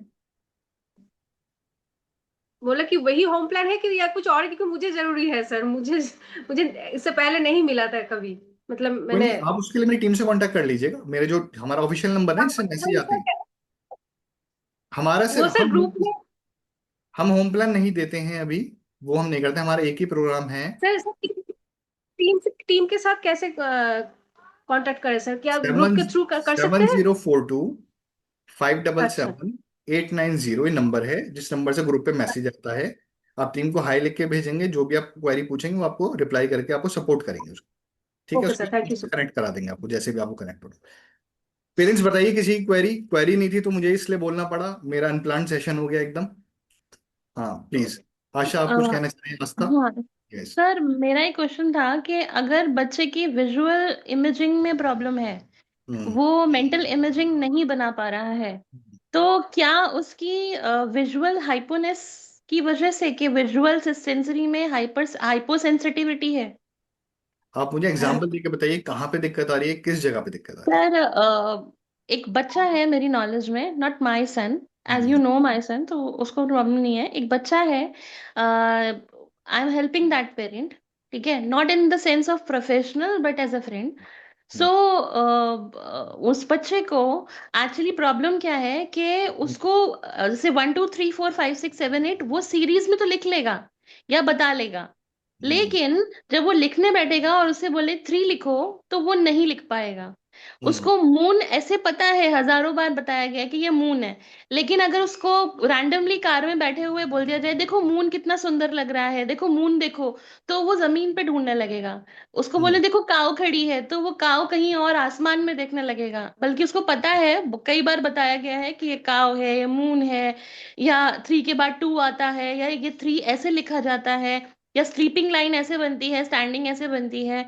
बट वो चीजें याद ही नहीं रख पा रहा. दैट मीन्स विजुअल मेमोरी में कुछ प्रॉब्लम है, या तो मल्टीपल ऑडिटरी. रीजन है. मल्टीपल रीजन है. पहले तो बच्चे की एज मुझे आप बताएं. सर 5 इयर्स है उसकी एज. देखिए, तो बच्चा छोटा है, पहले तो देखना पड़ेगा सेंसरी सिस्टम कैसे हैं. अगर हम्म. हमारे सेंसरी सिस्टम ठीक से काम नहीं कर रहे हैं, डिस्फंक्शन ज्यादा है, हम्म. प्रॉपर इनपुट्स नहीं मिल रहे, ब्रेन ही ऑर्गेनाइज नहीं है, तो नेचुरल सी बात है कि हम्म. सारे रिस्पॉन्सेज आ सकते हैं. अगर उसके हम्म. लिए बच्चा करेक्ट है, तो फिर हमें देखना पड़ेगा क्या बच्चा जनरलाइज कर पा रहा है चीजों को, वहां पे कोई इशू तो नहीं, हम्म. कॉम्प्रिहेंशन के अंदर इशू तो नहीं है. हम्म. देखना पड़ेगा चीजों को कॉम्प्रिहेंड नहीं कर पा रहा. अगर हम ये समझते हैं कॉम्प्रिहेंशन में इशू है, तो हमें देखना पड़ेगा क्या उसको एक्सपोजर दिया गया है. अगर एक्सपोजर भी नहीं दिया गया, तो कॉम्प्रिहेंशन की बात तो बात की है ना. बिना एक्सपोजर के तो बहुत सारी चीजें हम भी नहीं बता सकते, है ना. तो वो सारे हमें सीक्वेंस नहीं को देखना तो पड़ेगा, कहाँ उसको पे मिस्टेक आ रही है. उसको लेबलिंग बहुत सारी चीजों की, जिनकी है भी लेबलिंग, सपोज कर्टन, मून, काव, इनकी लेबलिंग ऑलरेडी है, बट आप अगर रैंडमली उससे पूछ लेंगे कि देखो काव जनरलाइजेशन. खड़ी, जनरलाइजेशन. हाँ. जनरलाइजेशन कराना चाहिए. जनरलाइजेशन हाँ. ज्यादा कराना चाहिए पेरेंट को. बच्चा छोटा भी है तो कोई ऐसी दिक्कत नहीं है. 5 साल का हम्म. है अभी, तो ऐसा नहीं है कि उससे हम सब कुछ एक्सपेक्ट कर सकते हैं. अगर वो सीख रहा है और उसकी लर्निंग ठीक है, और वो जो सीख रहा है उसको रिटेन रख पा रहा है, वहां तक उसको कोई दिक्कत नहीं आ रही है, और उससे आप कभी भी पूछ रहे हैं वो बता पा रहा है, तो फिर हमें जनरलाइजेशन पे काम करना है. यानी उसका मतलब ब्रेन के लेवल पे इशू नहीं आ रहा. अगर जो सीख रहा है उसको वहां भी ट्रबल है, उसको याद नहीं रहता, वो भूल जाता है, रिपीटेशन बहुत ज्यादा है, तो फिर हमें देखना पड़ेगा ब्रेन के लेवल पे इशू आ रहा है उसको, यानी वो रिटेन नहीं रख पा रहा है, मेमोरी के पार्ट से उसको वीक हो रहा है वो। तो अभी बच्चा छोटा भी है, ग्रोइंग एज में, तो ऐसी कोई दिक्कत नहीं होता है, धीरे धीरे प्रोसेस हो जाएगा, रिपीटेशन ज्यादा करना पड़ेगा और उसको जी, जनरलाइज बच्चे को करना एक और पड़ेगा। प्रॉब्लम हुआ है। हम्म। उसका ओरल सर्जरी हुआ था हम्म। रिसेंटली। प्रोबेबली उसका नर्वस सिस्टम ट्रॉमेटाइज हुआ है, जो कि हम्म। बहुत एविडेंट है। वो टॉयलेट ट्रेन था पूरी हम्म। तरह से, हम्म। बट वो पूरी तरह से टॉयलेट ट्रेनिंग उसकी अब जा चुकी है। वो एवरी 10 मिनट्स पे टॉयलेट एक्सीडेंट्स कर रहा है, प्लस ठीक। पॉटी ट्रेनिंग भी वो भूल चुका है। सर, क्या सर ये ओरल मोटर जो सर्जरी हुई उसकी वजह से जो ट्रॉमा आया उसमें से उस रिग्रेशन हुआ है इंटरसेप्शन सेंसरी पे? देखिए, इसको एकदम से तो कहना कुछ भी ठीक नहीं होगा, लेकिन हाँ, अगर हम इसको ओवरऑल बात करें, जो आपने इन्फॉर्मेशन दी उसके बेसिस पे, वैसे तो हम्म। बहुत सारी इन्फॉर्मेशन की जरूरत है। अगर हम्म। रिग्रेशन हुआ हो तो सब जगह हुआ हो, सर वो यानी उसके सब बाद, स्टेज पे हाँ, हुआ नहीं सर, बाकी किसी जगह में नहीं हुआ है। हो। तो सिर्फ ऐसे टॉयलेट ट्रेनिंग रिग्रेशन है, और वो एग्जैक्टली सर्जरी के बाद ही हुआ है। सर्जरी के बाद हुआ उसको आप लिंक कर सकते हो, लेकिन हमें देखना पड़ेगा कि सेंसरी इनपुट्स में कहीं ना कहीं कमी आई होगी ना। सर्जरी हुई है, हो सकता है सेंसरी इनपुट प्रॉपर नहीं मिल रहे होंगे। अब ऐसा तो नहीं है ना कि बच्चे को सेंसरी इनपुट ही हम नहीं दे रहे, बच्चे को ऑर्गेनाइज तो रखना ही पड़ेगा ना। सर ऐसा नहीं तो हुआ, क्योंकि वो पेरेंट एक्चुअली उतने पढ़े लिखे नहीं है, और हम्म। उनको हेल्प मैं कर रही हूँ। तो हम्म। वो उस बच्चे को तो मैंने ही ट्रैक करा है, और प्रॉपर सर्जरी के तुरंत बाद तो नहीं ओरल दे सकते थे, हम्म। बट 2 दिन बाद से ओरल इनपुट मिलना, नहीं, ऑरल मसाजेस की बात और नहीं कर रहा हूँ एक्सरसाइजेस मैं, शुरू हो ऑरल गए इनपुट की थे। बात नहीं कर रहा हूँ, ओरल प्रॉपरली नहीं सर, सेंसरी। सारी चीजों, बाकी सारी चीजें तो चल ही रही थी, सिर्फ ओरल इनपुट में 2 दिन का गैप आया था। बाकी हम्म। सब कुछ प्रॉपर चल रहा था। कुछ भी हम्म। इनपुट में, सेंसरी एक्सरसाइजेस में कोई कमी नहीं थी। मतलब मैं 1 दिन या 2 दिन का गैप नहीं बोलूंगी, वो 2 दिन का गैप तो रहा, थोड़ा सा ऊपर नीचे हुआ, बट बाकी प्रॉपर रहा। और सिर्फ रिग्रेशन जो दिख रहा है वो टॉयलेट ट्रेनिंग पे दिख रहा है। अगर टॉयलेट ट्रेनिंग पे आया तो कहीं ना कहीं और सेंसेस में अप एंड डाउन होंगे जरूर, सिंगल ऐसा नहीं हो हम्म। सकता कि एक ही सेंस में इशू आएगा। ब्रेन विजुअल कभी में ठीक आया से है काम सर, नहीं विजुअल करती। में बहुत आया है, विजुअल में भी बहुत मैंने आया है। आपसे कहा ना, देखिए वो होता है कि हम स्लाइड स्लाइड सिग्नल को हम्म। मिस कर जाते हैं। आप देखिए, ब्रेन हम्म। चांस में काम नहीं करता, अगर ब्रेन ब्रेन के हम्म। एक सिस्टम में इशू है तो नेचुरल सी हम्म। बात है दूसरे सिस्टम में इम्पैक्ट आएगा ही आएगा, चाहे उसको नोटिस हम कर पाए हम्म। चाहे ना कर पाए। इसलिए मैंने हम्म। स्टार्टिंग में हाईलाइट किया, मल्टी सेंसरी अप्रोच के संग ही जाना पड़ता, कोई दूसरा वे आउट नहीं होता। एक simple right way sir. Out होता है कि व्हाट्सएप वाले क्वेश्चन आंसर क्या होते हैं कि इंट्रोसेप्शन में ये है तो आप ये कर लो, सॉल्व हो गया, ऐसा होता नहीं है ना प्रैक्टिकली। तो वो क्वेश्चन पेरेंट्स के फिनिश क्यों नहीं होते? अगर आंसर है, अभी आप इंट्रोसेप्शन में किसी को इशू है, यूट्यूब पे जाके आप देख लो ना, 500 वीडियोस आपको मिल जाएंगी, तो वहां सॉल्व हो बिल्कुल जाने सर। चाहिए। सॉल्व इसलिए नहीं होता ना क्योंकि वो अप्रोच ग्राउंड पे जो लगानी है वो मिसिंग हो जाती है कहीं ना कहीं। जो छोटे छोटे गैप्स हैं वो, विजुअल में गैप आने का मतलब बहुत सीधा है, कहीं ना कहीं वेस्टिबुलर सिस्टम में भी इशू आया है, कहीं ना कहीं sensory inputs up and down हुए होंगे। अब दूसरी बात, हमें समझना है कि जो इनपुट हमने डिजाइन किए क्या वो इनपुट ही अप्रोप्रिएट है या नहीं। एक तो होता है कि मैंने राइट। इनपुट डिजाइन किया और मैं इनपुट दे रहा हूँ और मेरे हिसाब से इनपुट वो करेक्ट है, ये मेरे हिसाब से है, पर हम्म। प्रैक्टिकली क्या वो करेक्ट इनपुट है, यहाँ पे पहुंचना बहुत जरूरी है। ये गैप है सबके, सब पेरेंट्स। आप मुझे बताइए, if you are hungry, if you are looking for 2 chapatis, I am giving you 2 chapatis, now where is a problem? वो हंगर सेटिस्फाई नहीं हो पा रही ना। अब ब्रेन को बार बार वो हंगर सेटिस्फाई करते रहो, आप लंबे समय तक करते रहो, सिनेप्सिस से अपने आप ही सब रास्ते बनने शुरू हो जाते हैं, ब्रेन अपने आप को चेंज करना अपने आप शुरू कर देता है। पर अगर वो हंगर सेटिस्फाइड नहीं होगी, उसमें गैप्स रहेंगे। और हमें असल में क्या हो गया, आई नो सिंड्रोम हो चुका है बहुत से, हम सब लोगों को। आई नो सिंड्रोम में सिंपल सिंपल है, मुझे सब कुछ पता है, मुझे वेस्टिबुलर सिस्टम पता है, मुझे प्रोप्रोसेप्टिव सिस्टम पता है, मुझे इंट्रोसेप्शन पता है, सब पेरेंट्स को पता है, किसको नहीं पता आज की डेट में? इश्यू यहाँ पे आ रहा है। अब जब सब कुछ पता है तो गाइडेंस नहीं चाहिए। और दूसरा, हमारे इंडियन इंफ्रास्ट्रक्चर में ऑब्जर्वेशन कोई करता नहीं है। मैंने इसके लिए वॉइस नोट डाला था। पेरेंट को आप कितना जगा लो, इस समय जगाना बहुत टफ है। रीजन क्या है कि हम सिस्टम में इतना स्टक हो चुके हैं, जो चलता आ रहा है हमें हमें सर्विसेज वही चाहिए, उन सर्विसेज से बच्चे स्टक हो रहे हैं। अगर कोई आपको कहे कि नहीं हमें सिस्टम में ये रिक्वायरमेंट है, हम उसको कनेक्ट ही नहीं कर पाते, समझ ही नहीं पाते। सबसे इंपॉर्टेंट जो आज के टाइम में सभी पेरेंट्स को चाहिए, चाहे पेरेंट्स खुद रेडी हों चाहे वो प्रोफेशनल हेल्प लें, ऑब्जर्वेशन। आपके साइड में कोई प्रोफेशनल होना चाहिए जो आपके बच्चे को पूरी तरीके से ऑब्जर्व करे। ऑब्जर्वेशन के बिना आप कैसे किसी को सेंसरी इनपुट दोगे? बहुत साइंटिफिक एक अप्रोच है, हम ऐसे रैंडमली कुछ नहीं ट्राई कर सकते। रैंडमली तो हाइपर सेंसिटिविटी कितने बच्चों को रिड्यूस होती है? जिन बच्चों की, सॉरी, हाइपर एक्टिविटी, जिन बच्चों को हाइपर एक्टिविटी में ही पेरेंट्स स्टक हैं। बच्चा 6 साल का हाइपर एक्टिविटी, 8 साल का हाइपर एक्टिविटी, 10 साल का हो गया हाइपर एक्टिविटी, रिड्यूस ही नहीं कर पा रहे। 3 3 साल से थेरेपीज हो रही हैं, थेरेपिस्ट नहीं कर पा रहे, उसने काम क्यों नहीं कर पा रहे? ऐसा नहीं थेरेपिस्ट नहीं कर सकते। 45 मिनट्स के बाद आपको सपोर्ट कहाँ पे है? आपके संग टाइम स्पेंड कौन कर रहा है ट्रैक करने के लिए? आपको राइट डायरेक्शन कौन दे रहा है? आप बाकी टाइम को कैसे मैनेज कर रहे हो? वहां पे गैप आ रहे हैं ना। वहां गैप होने की वजह से क्या होता है? ब्रेन को प्रॉपर इनपुट नहीं मिल पा रहे, ब्रेन रेडी नहीं हो पा रहा। और ये कोई एक काम थोड़ी है, अभी तो बहुत सारे लैंग्वेज का काम है, स्पीच का काम है, उन सबको भी तो बिल्ड करना है पेरेंट्स को। अभी पेरेंट्स को लग रहा है कि लैंग्वेज बच्चे की आ जाए तो बहुत काम बने, लैंग्वेज आने का फिर लगता है चैलेंज कुछ और है। तो वो स्टेप बाय स्टेप चैलेंज को दिखने शुरू होते हैं, अवेयरनेस नहीं होती, कोई गाइड भी नहीं करता।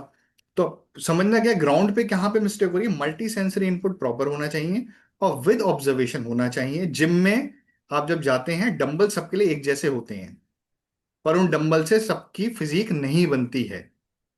सब लोग ध्यान दीजिएगा मेरी बात को। उन डंबल से किसी किसी की फिजिक बनती है, उसके बाद भी लोग ट्रेनर हायर करते हैं, फिर जाके कंपटीशन लड़ते हैं। तो थोड़ा प्रोसेस तो समझिए ना। सिस्टम सब एक जैसे, टूल एक जैसे, एक्टिविटीज एक जैसी हो सकती है, राइट वे कहाँ पे करेक्शंस करने हैं, कहाँ नहीं करने, वो इंपॉर्टेंट है। और इसी वजह से हम थोड़ा थोड़ा कहीं स्टक होते हैं। तो मेरे ख्याल से वैल्यू करें आप लोग, अगर आपको कहीं राइट सपोर्ट मिलती है उसको वैल्यू करें, कनेक्ट हों और लगे रहें वहाँ पे।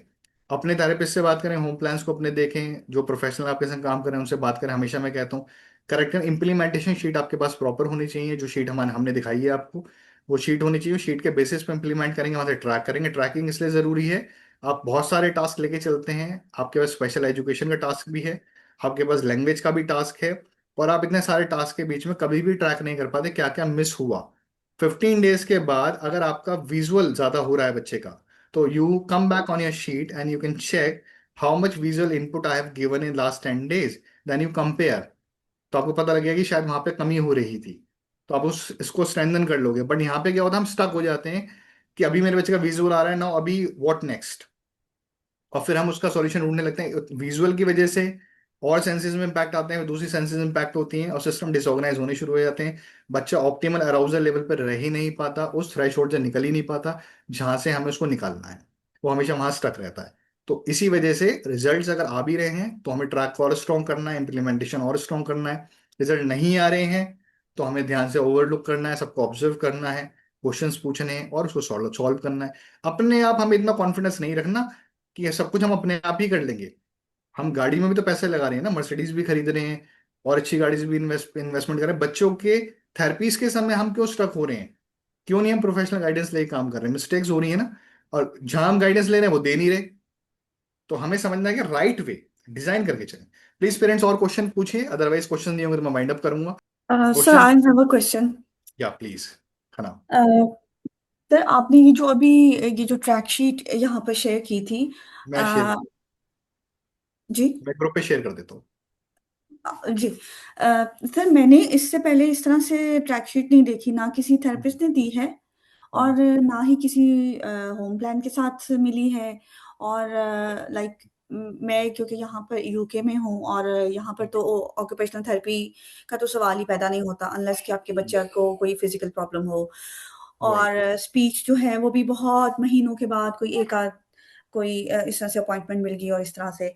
तो मैंने जो थोड़ा बहुत काम किया अपने बच्चे पे तो वो मैंने इसी तरह से समटाइम्स सेशन लेके समटाइम्स होम प्लान लेके, लेकिन मतलब वो ना तो वो ऑर्गेनाइज थे और मुझे लगता है कि उसके साथ भी मैं खुद भी इतनी डिमोटिवेट हो गई कि अब मुझे लगता है कि मतलब मैं अब ले भी रही हूँ, मैंने दोबारा से लेना शुरू किया है ओटी, लेकिन वही बात कि मेरा बच्चा जो है जो उसकी नीड्स हैं मुझे लगता है कि मैं वो फुलफिल नहीं कर पाती, मैं डीमोटिवेट हूँ क्योंकि हम्म, समटाइम्स गाइडेंस ठीक नहीं मिलती। अब जैसे आपकी ये शीट देख के मुझे लगता है कि जिस तरह से मैं काम कर रही हूँ तो वो तो शायद इस मेरा बच्चा तो कभी भी हाइपर एक्टिव से वो नॉर्मल पे नहीं आएगा।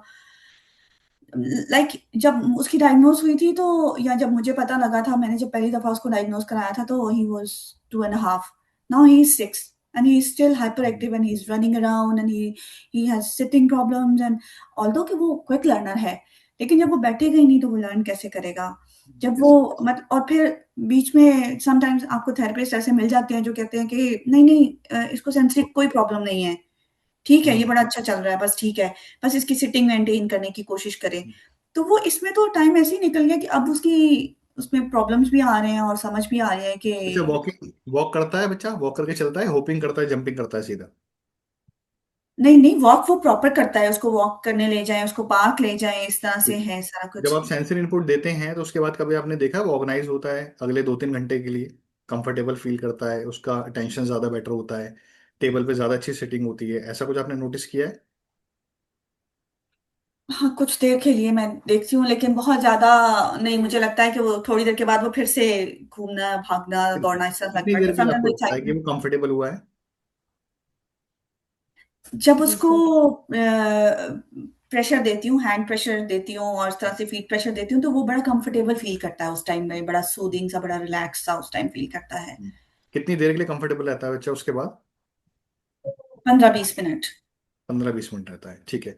कभी आपने देखा है कि समटाइम्स दस अगर अगर उसके इंटरेस्ट की एक्टिविटी स्टार्ट हो गई है तो फिर वो सिटिंग में sometimes half an hour to 1 hour भी वो सिटिंग कर लेता है आराम से, बट इट डिपेंड्स। कभी हमने नोटिस किया आपने बहुत सारा वेस्टिबुलर इनपुट दिया, यानी बहुत सारे मूवमेंट्स का काम आपने बच्चे को कराया, उसके बाद वो बहुत ऑर्गेनाइज है या बहुत ज्यादा डिसऑर्गेनाइज है? दोनों में से कुछ नोटिस किया आपने कभी? बैक टू बैक नोटिस किया, वो बताइए आप मुझे। मुझे लगता है कि वो थोड़ी देर के लिए कंफर्टेबल सा हो जाता है, मतलब थोड़ी देर के लिए वो रिलैक्स हो जाता है, लगता है जैसे वो थक जाता है तो वो फिर थोड़ा बैठ जाता है। अदरवाइज वो जब मैं उसको एक्सरसाइज करवाती हूँ और ये सारी उसको एक्टिविटीज कराती हूँ, तो वो मतलब समटाइम्स 40 मिनट्स, 45-50 मिनट्स ऐसा लग जाते हैं, तो वो बीच में वैसे वो भागता दौड़ता रहता है, वो बीच में कहता है कि I am tired. Good you point, good you point. आपने कभी ऐसा नोटिस किया आपने टैक्टाइल इनपुट दिया उसके बाद बहुत ज्यादा बच्चा काम डाउन हो गया हो, या फिर अपोजिट रिएक्शन? ये आप मुझे वो बताइएगा जो अधिकतर आपने नोटिस किया हो, कभी कभी की बात मैं नहीं कर रहा हूँ, तो मैं आपको कुछ बताऊंगा यहाँ पे।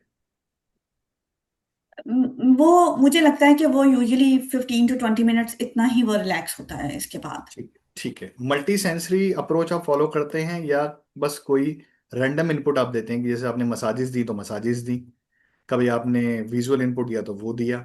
विजुअल इनपुट देते हैं आप बच्चे को? वो ट्रैक सा बना के उसमें फिर वो स्टिकर्स वो प्लेस करता है, वो उस तरह से काफी देर वो बैठ जाता है। ठीक है, उसका जैसे ब्रेन जिम में वो ट्रैक करने वाला सिंपल सिंपल वो आजकल कर रहा है, ठीक है। और इस तरह से। तो आपने मुझे ये बताया नहीं कि मल्टी सेंसरी अप्रोच के संग आप काम करते हैं या रैंडम इनपुट्स देते हैं? हम्म, मल्टी सेंसरी अप्रोच से सीधा मतलब ये है कि जो सेशन आप लेते हैं उसमें जी। सारी सेंसेस को कंबाइंड आप करते हैं, या फिर कोई भी रैंडम इनपुट जो आपको समझ समझ में आया या बेस्ट लगा बच्चे के लिए आपने वो दिया और फिर एक्टिविटीज आपने जो परफॉर्म करानी है वो कराई? नहीं, एक टाइम में उसको डीप प्रेशर भी है, मसाज भी है, उसको हम्म। वाइब्रेटरी मसाज भी है उसको। वो तो एक ही जैसा काम हो गया ना, वो तो एक ही चीज पे काम कर रहे हो। हाँ, और उसको क्या है? सिट अप्स हम्म। और रोलिंग हो गया, पेंसिल रोलिंग लाइक दिस, और क्या हो कोई जाएगा। प्रॉपर होम प्लान है आपके पास स्ट्रक्चर्ड या आप रैंडमली अप्लाई कर रहे हो? फिर उसको जब मैंने होम प्लान लिया ना, तो वो थेरेपिस्ट ने उसको ऑब्जर्व नहीं किया, उस उन्होंने हम्म। मुझसे पूछ के सारा बस ये कर लिया कि जी ठीक है आपसे मैं आपको पूछ के ही होम। करेंगे थेरेपिस्ट, उसमें उनका फॉल्ट नहीं, लेकिन ऑब्जर्वेशन बाद में करनी पड़ेगी बच्चे की, आप दोनों पॉइंट समझना। पहले हाँ। आपसे ही पूछा जाएगा, लेकिन ऑब्जर्वेशन है काम, ना पहले दिन एंड होगा ना बाद में, ऑब्जर्वेशन तो चलता ही रहेगा। और मैं बार बार हम्म, आपको हाईलाइट कर रहा हूँ, जितने भी पेरेंट मेरे संग यहाँ पे, ऑब्जर्वेशन अगर निकाल दी प्रोसेस से आपने तो फिर आपने हम्म, सब कुछ निकाल दिया। और ऑब्जर्वेशन ठीक है। इंडियन इंफ्रास्ट्रक्चर में तो स्पेशली मिसिंग है, और बाहर की कंट्रीज में तो बिल्कुल भी नहीं है। मेरे पास सारी कंट्रीज के पेरेंट हैं जो मेरे से कनेक्टेड हैं, वो काम बिल्कुल। कर रहे हैं। इस समय भी काफी हम्म, पेरेंट्स यहाँ पे होंगे, कोई रेंडमली बात करना चाहेगा तो आगे वो आगे अपनी बात कह सकते हैं। तो पॉइंट यहाँ पे क्या है कि जब तक आपका प्रोसेस करेक्ट नहीं है तो रिजल्ट्स कैसे आएंगे? और ऑब्जर्वेशन के लिए मैंने एक वॉइस नोट में पहले भी मेंशन किया था, लेकिन मैं बहुत क्लियर बात करके चलता हूँ। जी। ऑब्जर्वेशन में टाइम लगता है। अगर कोई हाँ, आपके बच्चे को लगातार ऑब्जर्व करेगा तो वो सही। चार्ज भी करेगा उसका। बिल्कुल। थेरेपीज वैसे ही कॉस्टली हैं, सब पेरेंट्स की बिल्कुल। कंप्लेन है, तो फिर हम्म, उसके लिए कोई पे नहीं करेगा। और उसमें ऐसा हम्म, तो नहीं गारंटेड रिजल्ट कोई आ ही जाएगा। बिल्कुल। मैंने पॉइंट समझ रहे हो? और जब थेरेपिस्ट पे बैक टू बैक पेरेंट्स हैं तो थेरेपिस्ट सारे पेरेंट को छोड़ के इसी एक पेरेंट को ही क्यों टाइम देंगे सेंटर्स पे? तो आप ये फ्लॉ हम्म, समझ रहे हो, ये इंफ्रास्ट्रक्चर का फ्लॉ है, थेरेपिस्ट का कोई फॉल्ट इसमें नहीं है, पेरेंट का फॉल्ट बिल्कुल। नहीं है, सिस्टम ही ऐसा बना हुआ है। तो सिस्टम में क्या ठीक है। चाहिए? ऑब्जर्वेशन चाहिए बैक टू बैक, बाद में बच्चा क्या कर रहा है। कभी किसी सेंटर ने आपसे पूछा है कि आपके बच्चे ने आज पूरे दिन कैसा बिहेव किया, आपका बच्चा कितने बजे सोया, कितने बजे आपका बच्चा उठा, रेस्टलेस था तो क्यों था, हाइपर एक्टिविटी कम हुई तो कितनी देर कम हुई। अच्छा ठीक है, ये रीजन को फिगर आउट करते हैं, इनपुट को चेंजेस करते हैं। कभी होम प्लान नेवर देने के बाद किसी ने होम प्लान को मॉडिफाई किया है, किसी पेरेंट के भी? मुझे आप नेवर बताइए म्यूट अनम्यूट करके। Never sir. तो अब इससे क्या होता है ना, आप समझिए, अगर मैंने एक होम प्लान आज बना के दिया, जो आपसे मैंने फीडबैक लिया और बच्चे को आज हमने हम्म ऑब्जर्व किया, चाहे वीडियोस के थ्रू किया या हम्म किसी भी चीज के थ्रू हमने किया, सेंसरी प्रोफाइलिंग हम लोग क्या करते हैं, हम लोग सेंसरी प्रोफाइलिंग एक फॉर्म आपको देते हैं, उस फॉर्म में 86 क्वेश्चंस होते हैं, वो आपसे फिल कराते हैं, वापस लेते हैं, उसे इन्फॉर्मेशन ड्राइव करते हैं, आपसे फीडबैक लेते हैं।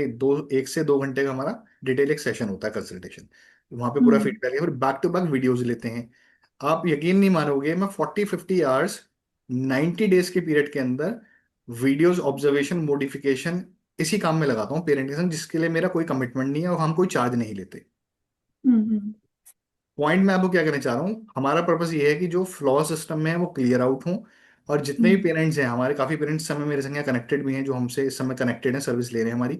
अगर वो कोई आके अपनी बात कहना चाहें तो कह सकते हैं, तो पेरेंट्स ही बता सकते हैं बेटर।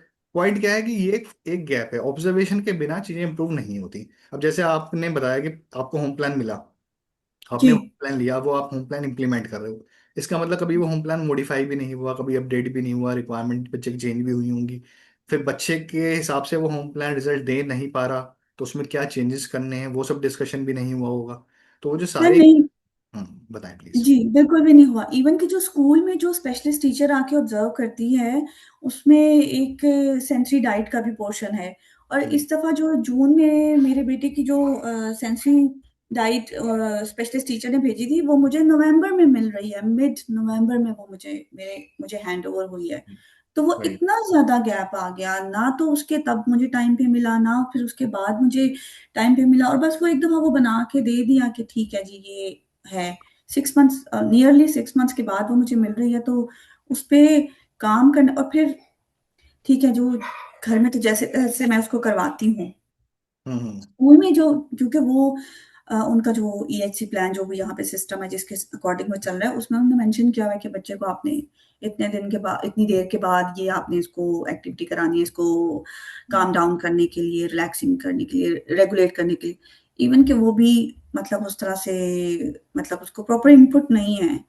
लेकिन मैं आपको, कंप्लेंट्स होती है स्कूल से कि हम्म, या डिसरेगुलेट था, या आज हाइपर था, या आज इस तरह से, वो तो एक्सेट्रा। रहेगी कंप्लेन की वहां से दिक्कत आ रही बिल्कुल। है, वो तो आपको घर में ही पता लग जाएगा, घर में बच्चे का जो वो तो रिस्पॉन्स सब है, घर में। जी। वो बाहर ज्यादा ही रिस्पॉन्स वहां से आपको मिलेगा।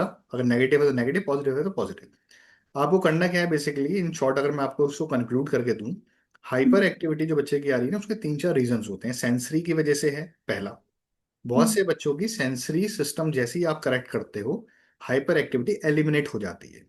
लेकिन इसका मतलब ये नहीं सारे बच्चों की ही एलिमिनेट हो जाएगी, यानी हमारे बहुत से पेरेंट ऐसे हैं जिनके बच्चों की हाइपर एक्टिविटी बहुत कम समय में बिल्कुल ही ऑलमोस्ट फिनिश हो गई, तो ऐसा नहीं सब बच्चों की हो जाती है, सेंसरी की वजह से आ हम्म रही, सेंसरी पे हमने काम किया वो एलिमिनेट हो गई। कोर के इशू हैं, तो कोर के हम्म इशू में एग्जैक्टली क्या होता है, जो आपने कहा कि बच्चा वॉक भी करता है, आराम से खड़ा भी होता है, अगर बच्चा बहुत ज्यादा पोस्चर नहीं चेंज करता, टेबल टॉप पे हम्म बैठने के बाद हिलता नहीं रहता, सिटिंग उसकी हम्म प्रॉपर है, ठीक है, अनकंफर्टेबल नहीं रहता वो एक ही पोस्चर के अंदर, तो यानी इसका मतलब कोर उसकी ठीक होगी, और ऑब्जर्व कर लेंगे, लेकिन मैं जस्ट एक आपको आइडिया दे रहा हूँ। अगर सही। कोर कोर में इशू होते हैं तो उसकी वजह से बच्चा क्या करता है, इंपल्सिव रहता है, क्योंकि वो एक जगह टिक के नहीं बैठ पाता, कोर सपोर्ट नहीं करती, बच्चा मूव होता है left right up and down, ठीक है, या वो चलता है तो होपिंग करना स्टार्ट करता है, रनिंग करना स्टार्ट करता है। तो वो हाइपर एक्टिविटी आती है जब आप कोर पे काम करते हो, लेकिन ऐसा नहीं सेंसरी रेगुलेशन सपोर्ट नहीं करती, वो भी करती है। एक आपकी हाइपर एक्टिविटी आती है जो एडीएचडी का एक साइन है, जो एक हमारे ब्रेन की कंडीशन है, यानी इंपल्सिविटी ब्रेन में रहती रहती है। जैसे ऑटिज्म हम्म कंडीशन है, ऐसे ही हमारे एडीएचडी का ये कंडीशन है कि इंपल्सिव बच्चा रहेगा। तो उसके अंदर क्या करना होता है, आपको ये मल्टी सेंसरी अप्रोच तो फॉलो करनी ही करनी है, पोस्चर भी हम्म बच्चे के बेटर करने हैं, प्लस संग ही संग बच्चे को स्ट्रक्चर्ड में डालना होता है।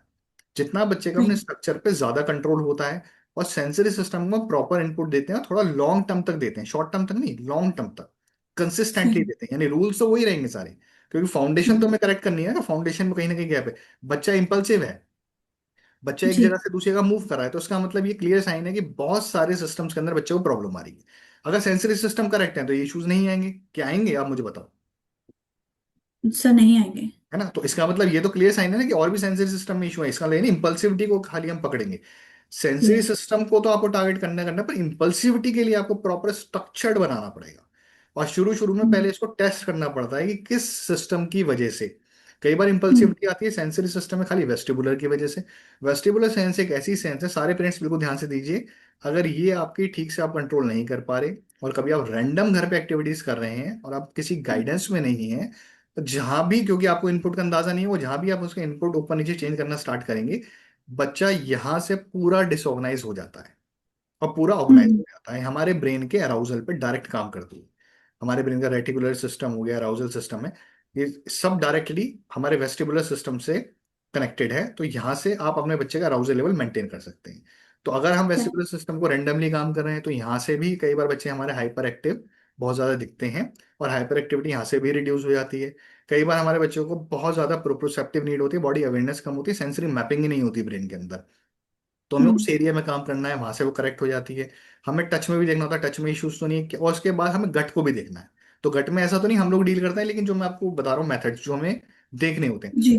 गट में भी अगर बच्चे के बहुत ज्यादा प्रॉब्लम है, स्लीप बहुत ज्यादा डिस्टर्ब है जिसकी वजह से, तो भी नेचुरल सी बात है कि बहुत ज्यादा इंपल्सिविटी बच्चे के अंदर रहेगी। तो अगर वो उस एरिया से मेन वो आ रही है, तो अगर वहां भी आप उसको हेल्प करेंगे तो वहां से भी आप देखेंगे वो कम हो जाएगा। तो हमें पहले ये समझना है कौन कौन से एरिया हमारे, तो टेस्ट करना पड़ता है इसको। यानी होम प्लान देने के बाद भी आप बैक टू बैक टेस्ट करके ऑब्जर्व करेंगे और फिगर आउट करेंगे कि एग्जैक्टली कहाँ से वो हमें समझ में आ रहा है। अप्रोच में तो आपको कंबाइंडली काम करना ही पड़ेगा, लेकिन ठीक आपकी है। डायरेक्शन क्लियर हो जाता है, फिर उस डायरेक्शन को लेके हमें लंबे समय तक चलना होता है। लेकिन पॉजिटिव एक साइन है कि जो आप कह रहे हो 30-40 मिनट बच्चा काम डाउन हो जाता है, तो यानी एक हम्म। पॉजिटिव साइन आ रहा है। यानी कुछ सिस्टम्स ऐसे हैं जिनका प्रॉपर इनपुट मिलने से बच्चा काम डाउन होता है। अब वो जो रिस्पॉन्सेज आज 40 मिनट्स के लिए है ना, वो रिस्पॉन्सेज जी। 45 मिनट के लिए भी होंगे, 50 मिनट के लिए भी होंगे, फिर 1 आवर के लिए भी होंगे। धीरे धीरे उनको बिल्ड करना पड़ेगा। जैसे जैसे नर्वस सिस्टम मैच्योर होता जाएगा और प्रॉपर इनपुट्स मिलते जाएंगे, वो सिस्टम बिल्ड होता रहेगा। और सिस्टम बिल्ड होते होते उसकी ड्यूरेशन बढ़ती रहेगी और धीरे धीरे बच्चा ज्यादा ऑर्गेनाइज रहना शुरू करेगा, हाइपर एक्टिविटी कम रहेगी। लेकिन अगर वो सिस्टम को ही हम प्रॉपर बिल्ड नहीं कर पाएंगे और सिस्टम हमेशा इसी उसमें रहेंगे, या तो कभी बच्चे को बहुत ज्यादा इनपुट मिल रहे हैं, कभी बहुत कम इनपुट मिल रहे हैं, तो ब्रेन की हेल्थ के लिए वो ठीक ही नहीं है। अब बच्चे के सही। सिस्टम्स हैं वो प्रॉपर काम करेंगे ही नहीं ना। या तो बच्चों जी। को हम इतना इनपुट दे दिया, कभी अंदाजा ही नहीं हो रहा हमें कि बच्चा हमारा पूरा डिसऑर्गेनाइज हो गया। अब डिसऑर्गेनाइज ठीक। का मतलब ये नहीं कि हम उसको, अगर हम हैवी एक्टिविटीज करा रहे हैं या हम उसके जॉइंट्स और मसल्स पे प्रेशर क्रिएट कर रहे हैं। हम जो देखते हैं बेसिकली, आपको क्या समझना है ना, और सभी पेरेंट्स को, जितने भी आप सब लोग हैं, जब भी कोई आप इनपुट बच्चे को देंगे, तो वो इनपुट में आप एक्सरसाइज को नहीं देखेंगे। आपको एक जी। कैलकुलेशन आनी चाहिए। आप जो हम्म। देखेंगे, आप ये देखेंगे मैं अपने बच्चे के ब्रेन को कितना इनपुट से दे पा रहा हूँ, जो इनपुट मुझे क्रिएट करना है। जब ये कनेक्शन अच्छा। आप बिल्ड कर लेते हैं ना बच्चे के साथ, तब हम्म। आप उसको इनपुट्स के फॉर्म में मेजर करते हैं। अब ऊपर से दिखने में चाहे वो एक ही एक्टिविटी हो, पर आप उसको हम्म। इनपुट्स में मेजर कर रहे हैं कि इतना इनपुट मेरे बच्चे को रिक्वायरमेंट है, मुझे इतना देना है और यहाँ पे बैलेंस रखना है मेरे बच्चे को। तो जैसे वो आप पकड़ लेते हैं ना बच्चे का वो एरिया, जो नब्ज कहते हैं कि इस एरिया पे जी। बच्चे को मेंटेन रखना है, वो जैसे जैसे आप उसको मेंटेन रखते हैं, सिस्टम का रिस्पॉन्सेज हमेशा बेटर होता जाता है। और जैसे जैसे सिस्टम आपका मैच्योर होता जाता है, ब्रेन कंसिस्टेंसी की वजह से वो सिग्नल्स को अडॉप्ट करना स्टार्ट करता है, चेंजेस करना स्टार्ट करता है, कनेक्शन स्टैब्लिश होने स्टार्ट होते हैं, फिर धीरे धीरे रिस्पॉन्सेज हमें मिलने शुरू हो जाते हैं। लेकिन अगर राइट इम्पल्सिविटी का रीजन ना मिले और हाइपर एक्टिविटी का रीजन ना मिले, तो फिर हम रैंडमली चलते रहते हैं। और इसी वजह से बहुत से बच्चे कई कई सालों तक भी स्टक हैं। और एक सही। चीज और भी है इसके संग हमें समझना है सब पेरेंट्स को। किसी ने आपको हम्म। होम प्लान बना के दिया, किसी ने आपके इनपुट भी करेक्ट करा दिए, लेकिन हम घर पे नहीं दे रहे इनपुट्स को। हम थक रहे हैं, हम्म। टायर्ड है, हम वही है कि हमें अपनी लाइफ को भी इंजॉय करना है, सारे काम है, लेकिन हमारा जो मेन मेन गोल है वो बच्चे से हट जाता है बार बार। तो भी फिर हम्म। आप लास्ट में कंप्लेन करेंगे। तो इसीलिए ट्रैकिंग शीट होती है। ट्रैकिंग शीट हम क्यों रखते हैं? कि आप भी उसे अपनी आईज से देख पाओ और हम भी देख पाए कहाँ पे गैप्स आ रहे हैं। अगर हम्म। आप कंटिन्यूअसली ठीक चल रहे हो, अचानक में बच्चे में अप एंड डाउन हो गए, तो अगेन आप शीट पे जाके इमीडिएटली देख लोगे। क्योंकि ऑनेस्टली आप ये काम तो सारे पेरेंट करेंगे, मुझे लगता है इसमें डाउट नहीं है कि सारे पेरेंट ऑनेस्टली टिक मार्क तो जरूर करेंगे कि आज मैंने क्या किया है क्या नहीं, कोई फेक तो नहीं हम्म। करेगा। तो वहीं से आप देख लोगे अच्छा मेरे बच्चे में चेंजेस आ रहे हैं, तो ये मेरी शीट कह रही है। क्योंकि एनवायरनमेंट में, आप सब लोग नोट कीजिएगा मेरी बात को प्लीज, पेन पेपर आपके पास होना चाहिए सबके साथ। एनवायरनमेंट के अंदर ही सारे के सारे ट्रिगर होते हैं। एनवायरनमेंट से बाहर कोई भी ट्रिगर नहीं होता। हमारा बच्चा एनवायरनमेंट के अंदर ही ऑर्गेनाइज होगा और एनवायरनमेंट के अंदर ही डिसऑर्गेनाइज होगा। अगर बच्चे में चेंजेस नहीं आ रहे तो हमारे एनवायरनमेंट के अंदर ही वो सारे ट्रिगर छुपे हुए हैं। बच्चा रिग्रेस हो रहा है तो हमारे एनवायरनमेंट में ही सारे रीजंस हैं। बच्चे की स्लीप डिस्टर्ब हो रही है, हमारे एनवायरनमेंट में ही वो सारे रीजंस हैं। बच्चा हमारा सेटल नहीं हो रहा, हमारे एनवायरनमेंट में ही सारे ट्रिगर्स हैं, हमें उनको फिगर आउट करना पड़ेगा और फिर हमें उनको एलिमिनेट करना पड़ेगा। तो हमें अपने एनवायरनमेंट को ही रॉक सॉलिड करना है, इसमें और कुछ भी नहीं है। ब्रेन आपको सपोर्ट करता है, और काम आप ब्रेन पे करने आप ध्यान दीजिएगा, ऊपर से देखने में मत जाइए कि ये एक्टिविटी वो एक्टिविटी, क्योंकि हमारा सबका फोकस रॉन्ग डायरेक्शन में जा चुका है। यूट्यूब, इंस्टाग्राम, फेसबुक पे जितनी वीडियोस आ रही हैं, उन सब के संग इम्प्रूवमेंट्स नहीं आ पा रही हैं। ये सब लोग आप समझिए, एक्टिविटी की तो लिस्ट बनाने से फायदा नहीं मिल पाएगा, उसको इम्प्लीमेंटेशन राइट, वो बहुत जरूरी है। हाँ प्लीज, है ना, आप कुछ कह रहे सर वो तो मतलब मैं ज्यादा वीडियोस इसलिए भी नहीं देखती हैं। क्योंकि वो तो मुझे लगता है कि और ज्यादा कंफ्यूजन हो जाती है उन वीडियोस में। आपको पता नहीं लगता कि आपके बच्चे की कौन नहीं, सी। बहुत सारे पेरेंट्स हमारे कनेक्टेड हैं, बहुत सारे जी। चैनल को फॉलो कर रहे हैं, और हमने एक पैटर्न भी देखे हैं बहुत सारे पेरेंट्स में कि वो एज इट इज फॉलो कर रहे हैं। हम्म। और उसकी वजह सही। से इतना ज्यादा मैस हो जाता है ना बच्चे के नर्वस सिस्टम के अंदर, कि जब हम काम करना स्टार्ट करते हैं तो हमें रियलाइज होता है कि बच्चा किस जगह पर स्ट्रक हो गया, सिर्फ ये देख के कि ये हमें बताया गया है, ये पैटर्न्स हैं, उन सारे पैटर्न्स को एज इट इज कॉपी हम कर लें। सब हम्म। पेरेंट के पास लिस्ट है आज की डेट में, ऐसा नहीं है हम किसी के पास लिस्ट नहीं है, सबके पास लिस्ट है, सबके पास अरे एक्टिविटीज हैं, बहुत बड़े सबके पास यूट्यूबर सीक्वेंस हैं, है। उनके पास बहुत ज्यादा सब्सक्राइबर्स भी हैं और बहुत व्यूज भी हैं उनके चैनल में। हम्म। उन्होंने हाइपर एक्टिविटी को, सही चीज को प्रमोट नहीं करते हैं ना कोई भी। सर उन्होंने हाइपर एक्टिविटी को वेस्टिबुलर के साथ जोड़ा, वो भी गलत तरीके से। मैं आपसे एक क्वेश्चन सर। करूँ, आस्था, और सबसे मैं क्वेश्चन कर रहा हूँ। हमारे हाँ। चैनल पे आपने सारी इन्फॉर्मेशन देखी है, हमारे फ्लेक्सेस के भी वीडियोस आपने देखे होंगे, और मैं सिर्फ इस ग्रुप हम्म। के लिए बनाता हूँ, मैं कोई यूट्यूबर तो हूँ नहीं, और ना ही हमारा काम मार्केटिंग का, तो हम वो नहीं करते हैं, आप सबको पता ही है। सिर्फ ग्रुप के लिए हम बनाते हैं। हम्म। कितने लोग हैं जो शेयर भी करते हैं वीडियोस को आगे, और कितने लोग हैं देख ही सर पाते हैं मैं ग्रुप में। सर मैं करती हूँ और मैं देखती भी हूँ सर। नहीं, ग्रेट, आप करते हैं, अच्छा है, आपको मैं अप्रिशिएट अप्रिशिएट करता हूँ। पॉइंट मैं ये तो कहना चाह रहा हूँ, एक सर रॉन्ग मैंने वीडियो आप आपकी बना बुक दो। भी खरीद ली है। नहीं, बिल्कुल आप रीड कीजिए। रॉन्ग वीडियो आप बना दो, उसको प्रमोट सब कर देते हैं, और मेरा पर्पस हाँ। ये है कि राइट पेरेंट तक, जिन बच्चों को नीड है वहां तक वो चीजें पहुंचे, क्योंकि हम सिर्फ वो बात करते हैं जो ग्राउंड पे जरूरी है, जो हम एक्सपीरियंस हम्म। करते हैं, जो इम्प्लीमेंट करते हैं, वही हम वीडियोज में बताते हैं। इसलिए मैं ज्यादा भी नहीं बना पाता, टाइम भी नहीं होता। पॉइंट ये है कि राइट चीज के संग हम कनेक्ट भी तो नहीं कर पाते, आप समझिए मेरी बात। हम्म। और हो क्या रहा है कि अभी हम्म। ऐसा नहीं, कोई अपनी जगह रॉन्ग है, जो बना रहे हैं सब लोग एफर्ट लगाते हैं, कुछ अच्छी चीजें देने की कोशिश करते हैं, पर हम एज इट इज हम सोचते हैं कि एज इट इज इंप्लीमेंट कर लें, वो फॉर्मूले रॉन्ग होते हैं। एक राइट वे होता है किसी भी चीज को आप जब इंप्लीमेंट करेंगे, बिना साइन। आपको क्या लगता है कि खाली ये कुछ वीडियोस देखने के बाद अगर हम इम्प्लीमेंटेशन स्टार्ट कर दें, तो जो कई कई सालों की जो पढ़ाई है, पूरा जो रिसर्च है, पूरा एक्सपीरियंस जो आप बिल्ड करते हो, या पूरा साइंस समझ के जो काम करते हो, फिर उस सब का क्या ग्राउंड है? फिर तो कोई ग्राउंड ही नहीं है। फिर तो सेंसरी इंटीग्रेशन का इतना हाइप क्यों है, अगर इतना इजी है कि वेस्टिबुलर, प्रोप्रोसेप्शन, टैक्टाइल, और एक दो सेंस के नाम और लेके हमने अगर काम फिनिश कर दिया, तो फिर है ही क्यों ये सब, इतना हाइप क्यों है अगर इतना इजी है तो? कि पूरा एक प्रॉपर हम्म। साइंस है।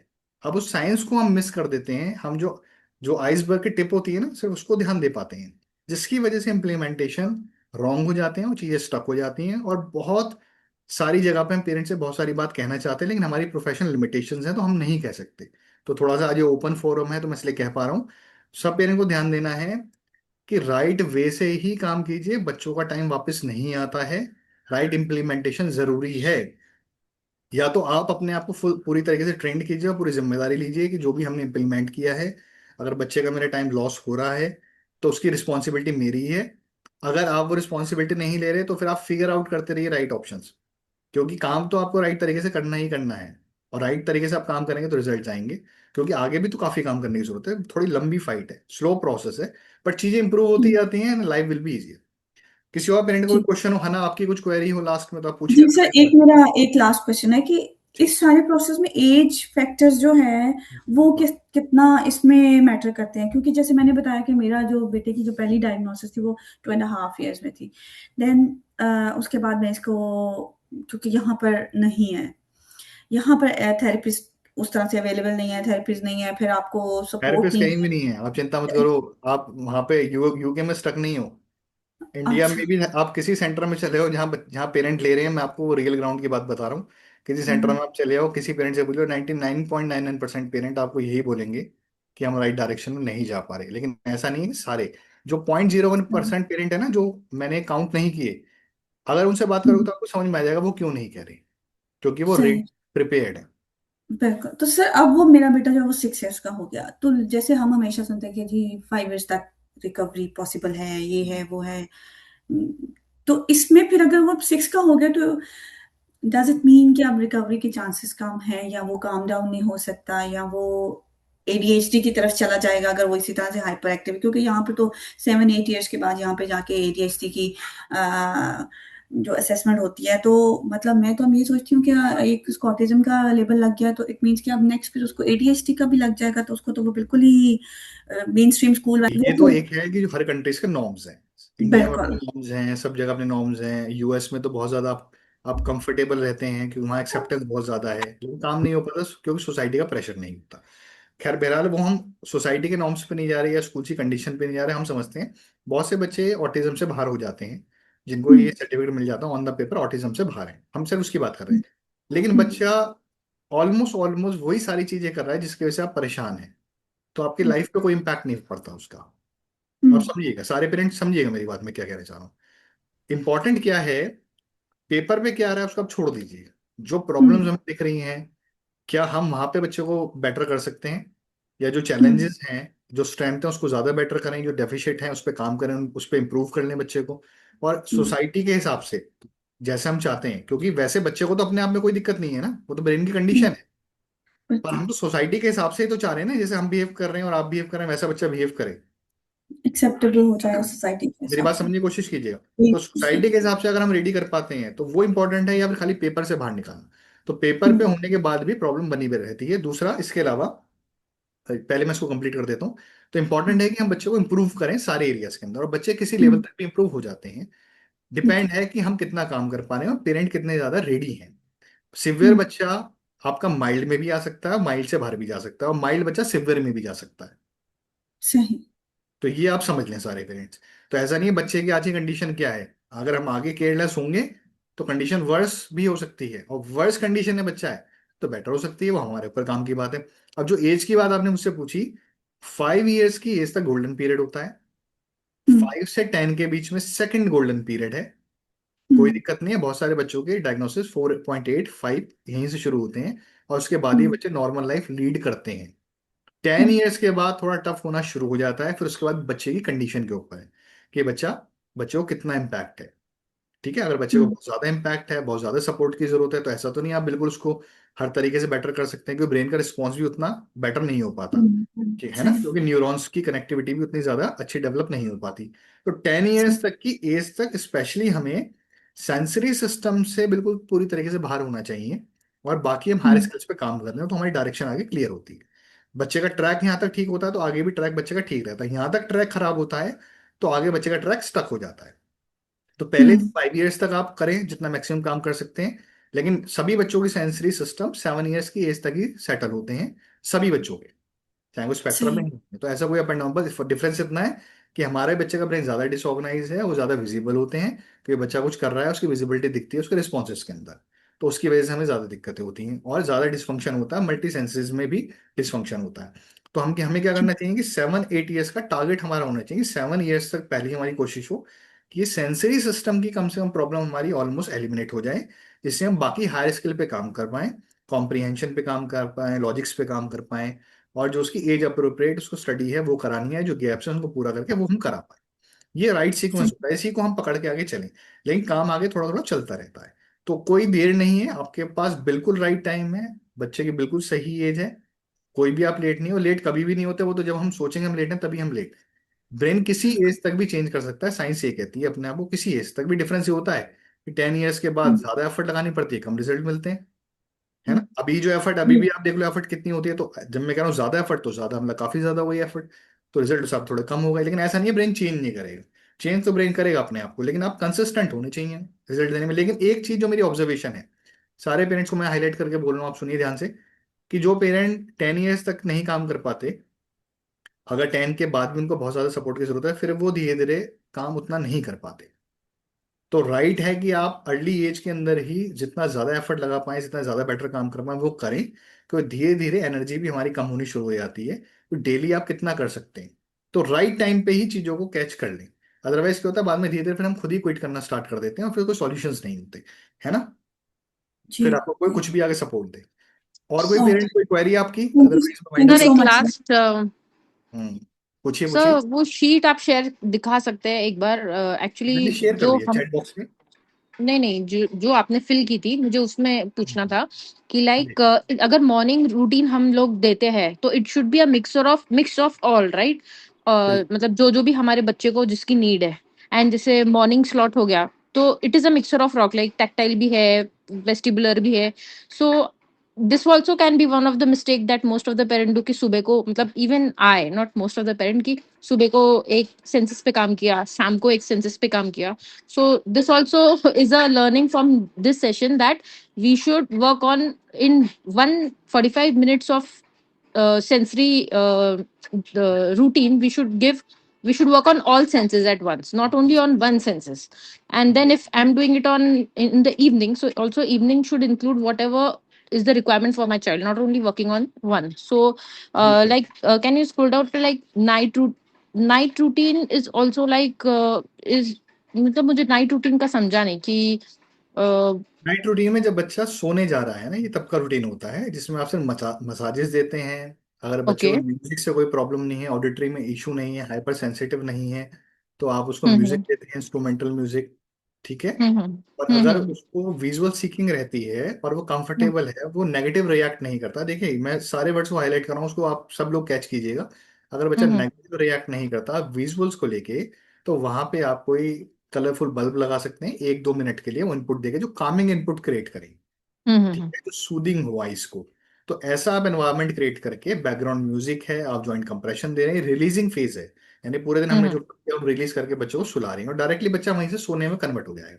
सेकंड, आपके नाइट के रूटीन ठीक होने चाहिए, टाइमिंग ठीक होनी चाहिए। सभी पेरेंट्स का क्या हो रहा है आज की तारीख में, 11 बजे बच्चा सोता है, 12 बजे बच्चा सो रहा है, 1 बजे सो रहा है। तो फिर आप कैसे इंप्रूव करेंगे? 8 बजे आपका सेंसरी जो लास्ट स्लॉट है वो कंप्लीट हो जाना चाहिए। डिनर हम्म बच्चे ने किया, थोड़ा रेस्ट किया, प्ले किया, फैमिली में कोई और है उनके संग प्ले किया, उसके बाद सीधा बच्चा अच्छा खासा रेस्ट करने के बाद 40-50 मिनट या 1 घंटा, और फिर अपना बच्चा नाइट रूटीन के लिए जाता है। धीरे धीरे आप उसको रिलीजिंग फेस में लेके जाते हैं, जॉइंट कंप्रेशन देते हैं, बैकग्राउंड म्यूजिक देते हैं, और कोई आपके पास स्टोरी है बताने के लिए, तो वो स्टोरी आप, वो स्टोरी बुक आपके पास होनी चाहिए सबके पास। स्टोरी बुक से हम्म आपने वो स्टोरी उसको बताई जिससे वो कनेक्ट कर पाए, कल को वोकेबलरी भी डेवलप करेगा। ठीक है, कनेक्ट भी करेगा चीजों को, और धीरे धीरे बच्चा वहां से सोने चला गया। तो ये रूटीन होना चाहिए। अभी हो हम्म क्या गया, 10 बजे तक हम एक्टिविटीज कर रहे हैं बहुत सारे पेरेंट्स, करेक्ट. 11 बजे बच्चा सोने जा रहा है। तो जब हम्म ब्रेन इतना एक्टिव रहेगा तो स्लीप में भी डिस्टर्बेंस आनी शुरू हो जाती हम्म है ना, और वो प्रॉपर सिस्टम भी नहीं है। तो राइट वे में हमें करना चाहिए, ऐसा नहीं हम किसी समय भी कुछ भी कर रहे हैं, तो वो रूटीन चेंज होने की वजह से बहुत सारी दिक्कतें। तो ये इस तरीके से। और इसके संग संग जो आपने मुझसे कहा कि मल्टी सेंसरी अप्रोच होनी चाहिए सर, सारे सेशन में होनी चाहिए। पर अगेन हमें थोड़ा ये भी देखना है कि बच्चा किसी सिस्टम्स को लेके हाइपर सेंसिटिव तो नहीं है। अगर हाइपर सेंसिटिव है तो थोड़ा हमें स्मार्टली उसको, क्योंकि हमें उसकी उसको वहाँ डिसेंसिटाइज करना है। तो डिसेंसिटाइजेशन का एक सेपरेट प्रोटोकॉल होता है, उस प्रोटोकॉल के हम्म हिसाब से हम चलेंगे, वहाँ डिसेंसिटाइज करेंगे। अगर बच्चा सीकर है या हाइपो है, दोनों कंडीशन के अंदर आप कंबाइंड बना सकते हैं, लेकिन अगेन डिपेंड रिक्वायरमेंट के हिसाब से। जो सिस्टम में ज्यादा डिसफंक्शन है उसको मेजर करेंगे आप, उसका इनपुट ज्यादा होगा। जिन सिस्टम्स में अच्छा रिस्पॉन्स है बच्चे का, उसके इनपुट उसके हिसाब से बैलेंस्ड होंगे। तो ये हमें सब बैलेंस क्रिएट करके चलना पड़ेगा, ऐसा नहीं हम कहीं भी कितना कुछ भी दे रहे हैं। और फिर हमें अप एंड डाउन भी करने आने चाहिए। कभी हमारे बच्चे का मूड आज कुछ और है, डिफरेंट तरीके से बिहेव कर रहा है, तो उस समय हमें किस तरह के इनपुट देने। अचानक बच्चे का बहुत ज्यादा मूवमेंट आ गया, बच्चा एक जगह से दूसरी जगह भागने लग गया, तो आपको ये पता होना चाहिए एकदम लाके उसको कैसे वहां पे उसको हेल्प करना है ऑप्टिमल अराउजल लेवल पे आने के लिए।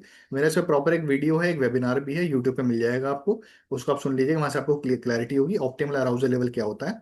100 यूनिट ब्रेन बैटरी का कॉन्सेप्ट मैंने वहां डेवलप किया था, जो मैंने वहां बताया भी था, अब वो आप देख लीजिए। 100 यूनिट ब्रेन बैटरी की बुक भी है मेरी, उस कॉन्सेप्ट को आप समझना चाहें डिटेल में, वहां से आपको पता लग जाएगा। हाइपर एक्टिविटी पे एक बुक मैं लॉन्च करने वाला हूँ, अब इस पे काम हम कर रहे हैं, तो वो थोड़ी डिटेल बुक है, तो वहां से आपको वो भी क्लियर हो जाएगा। तो पॉइंट है कि बच्चा एकदम उसका अप एंड डाउन हो तो तब कैसे मैनेज करना है, तब कौन सा इनपुट देना है। आप मॉल लेके जा रहे हो तब कौन से इनपुट दे के लेके जाने हैं, वापस लाके उन इनपुट को कैसे रिलीज करना है जो उसने ओवरलोड लिया है मॉल्स के अंदर, स्कूल के अंदर। स्कूल से आने के बाद बच्चे को क्या ट्रीटमेंट देना है, ऐसा नहीं है खाली 2 ही स्लॉट्स हैं। कुछ बच्चों को चंक्स में रिक्वायरमेंट होती है, उनकी हाइपर एक्टिविटी भी इतनी ज्यादा होती है, या उनको इतने ज्यादा सिस्टम में रिक्वायरमेंट होती है कि उनको 40-45 मिनट के 2 स्लॉट से काम नहीं बनता। तो ऑब्जर्व करके उनको चंक्स में देना पड़ेगा। चंक्स में उनको रेगुलेट करना पड़ेगा, जिससे उनका थ्रेशोल्ड बिल्ड हो, और थ्रेशोल्ड बिल्ड करके धीरे धीरे उनके स्लॉट्स को रिड्यूस करके फिर उनको एक या दो स्लॉट्स में लाना है। प्रैक्टिकली जो लॉन्ग टर्म अप्रोच होनी चाहिए, आपका सिंगल स्लॉट होना चाहिए जो आप थ्रू आउट चला सकें। दो स्लॉट्स भी बहुत टफ होते हैं, क्योंकि खाली दो स्लॉट्स नहीं होते ना, उसके बाद फिर आपका स्पेशल एजुकेशन भी होगा, कोई ना कोई टास्क आपको कराने होंगे, लैंग्वेज के टास्क भी आपको कराने होंगे, कुछ ना कुछ और भी चीजें आपकी होंगी। तो इतना सारा काम होता है, और सेंसरी ब्रेक्स के लिए भी आपको कुछ रेडी करना है, फ्री टाइम भी बच्चे को ऑर्गेनाइज करना है, कि दो पेरेंट जब लगते हैं ना, मदर फादर, तब एग्जॉस्ट हो जाते हैं नाइट तक, राइट वे में अगर आप काम करते हो। तो अगर मदर हैं, सारी सारी मदर पावरफुल हैं, बहुत अकेले भी काम कर रहे हैं सब लोग, तो एक जने के लिए तो मैं समझता हूँ बहुत ही टफ है। लेकिन बहुत सारी चीजें हैं, तो उसको प्रॉपर मैनेज करना, तो दो स्लॉट्स जब ओटी के हमारे रहते हैं या सेंसरी के रहते हैं, तो वो इतना लॉन्ग टर्म तक मैनेज नहीं कर सकते आप।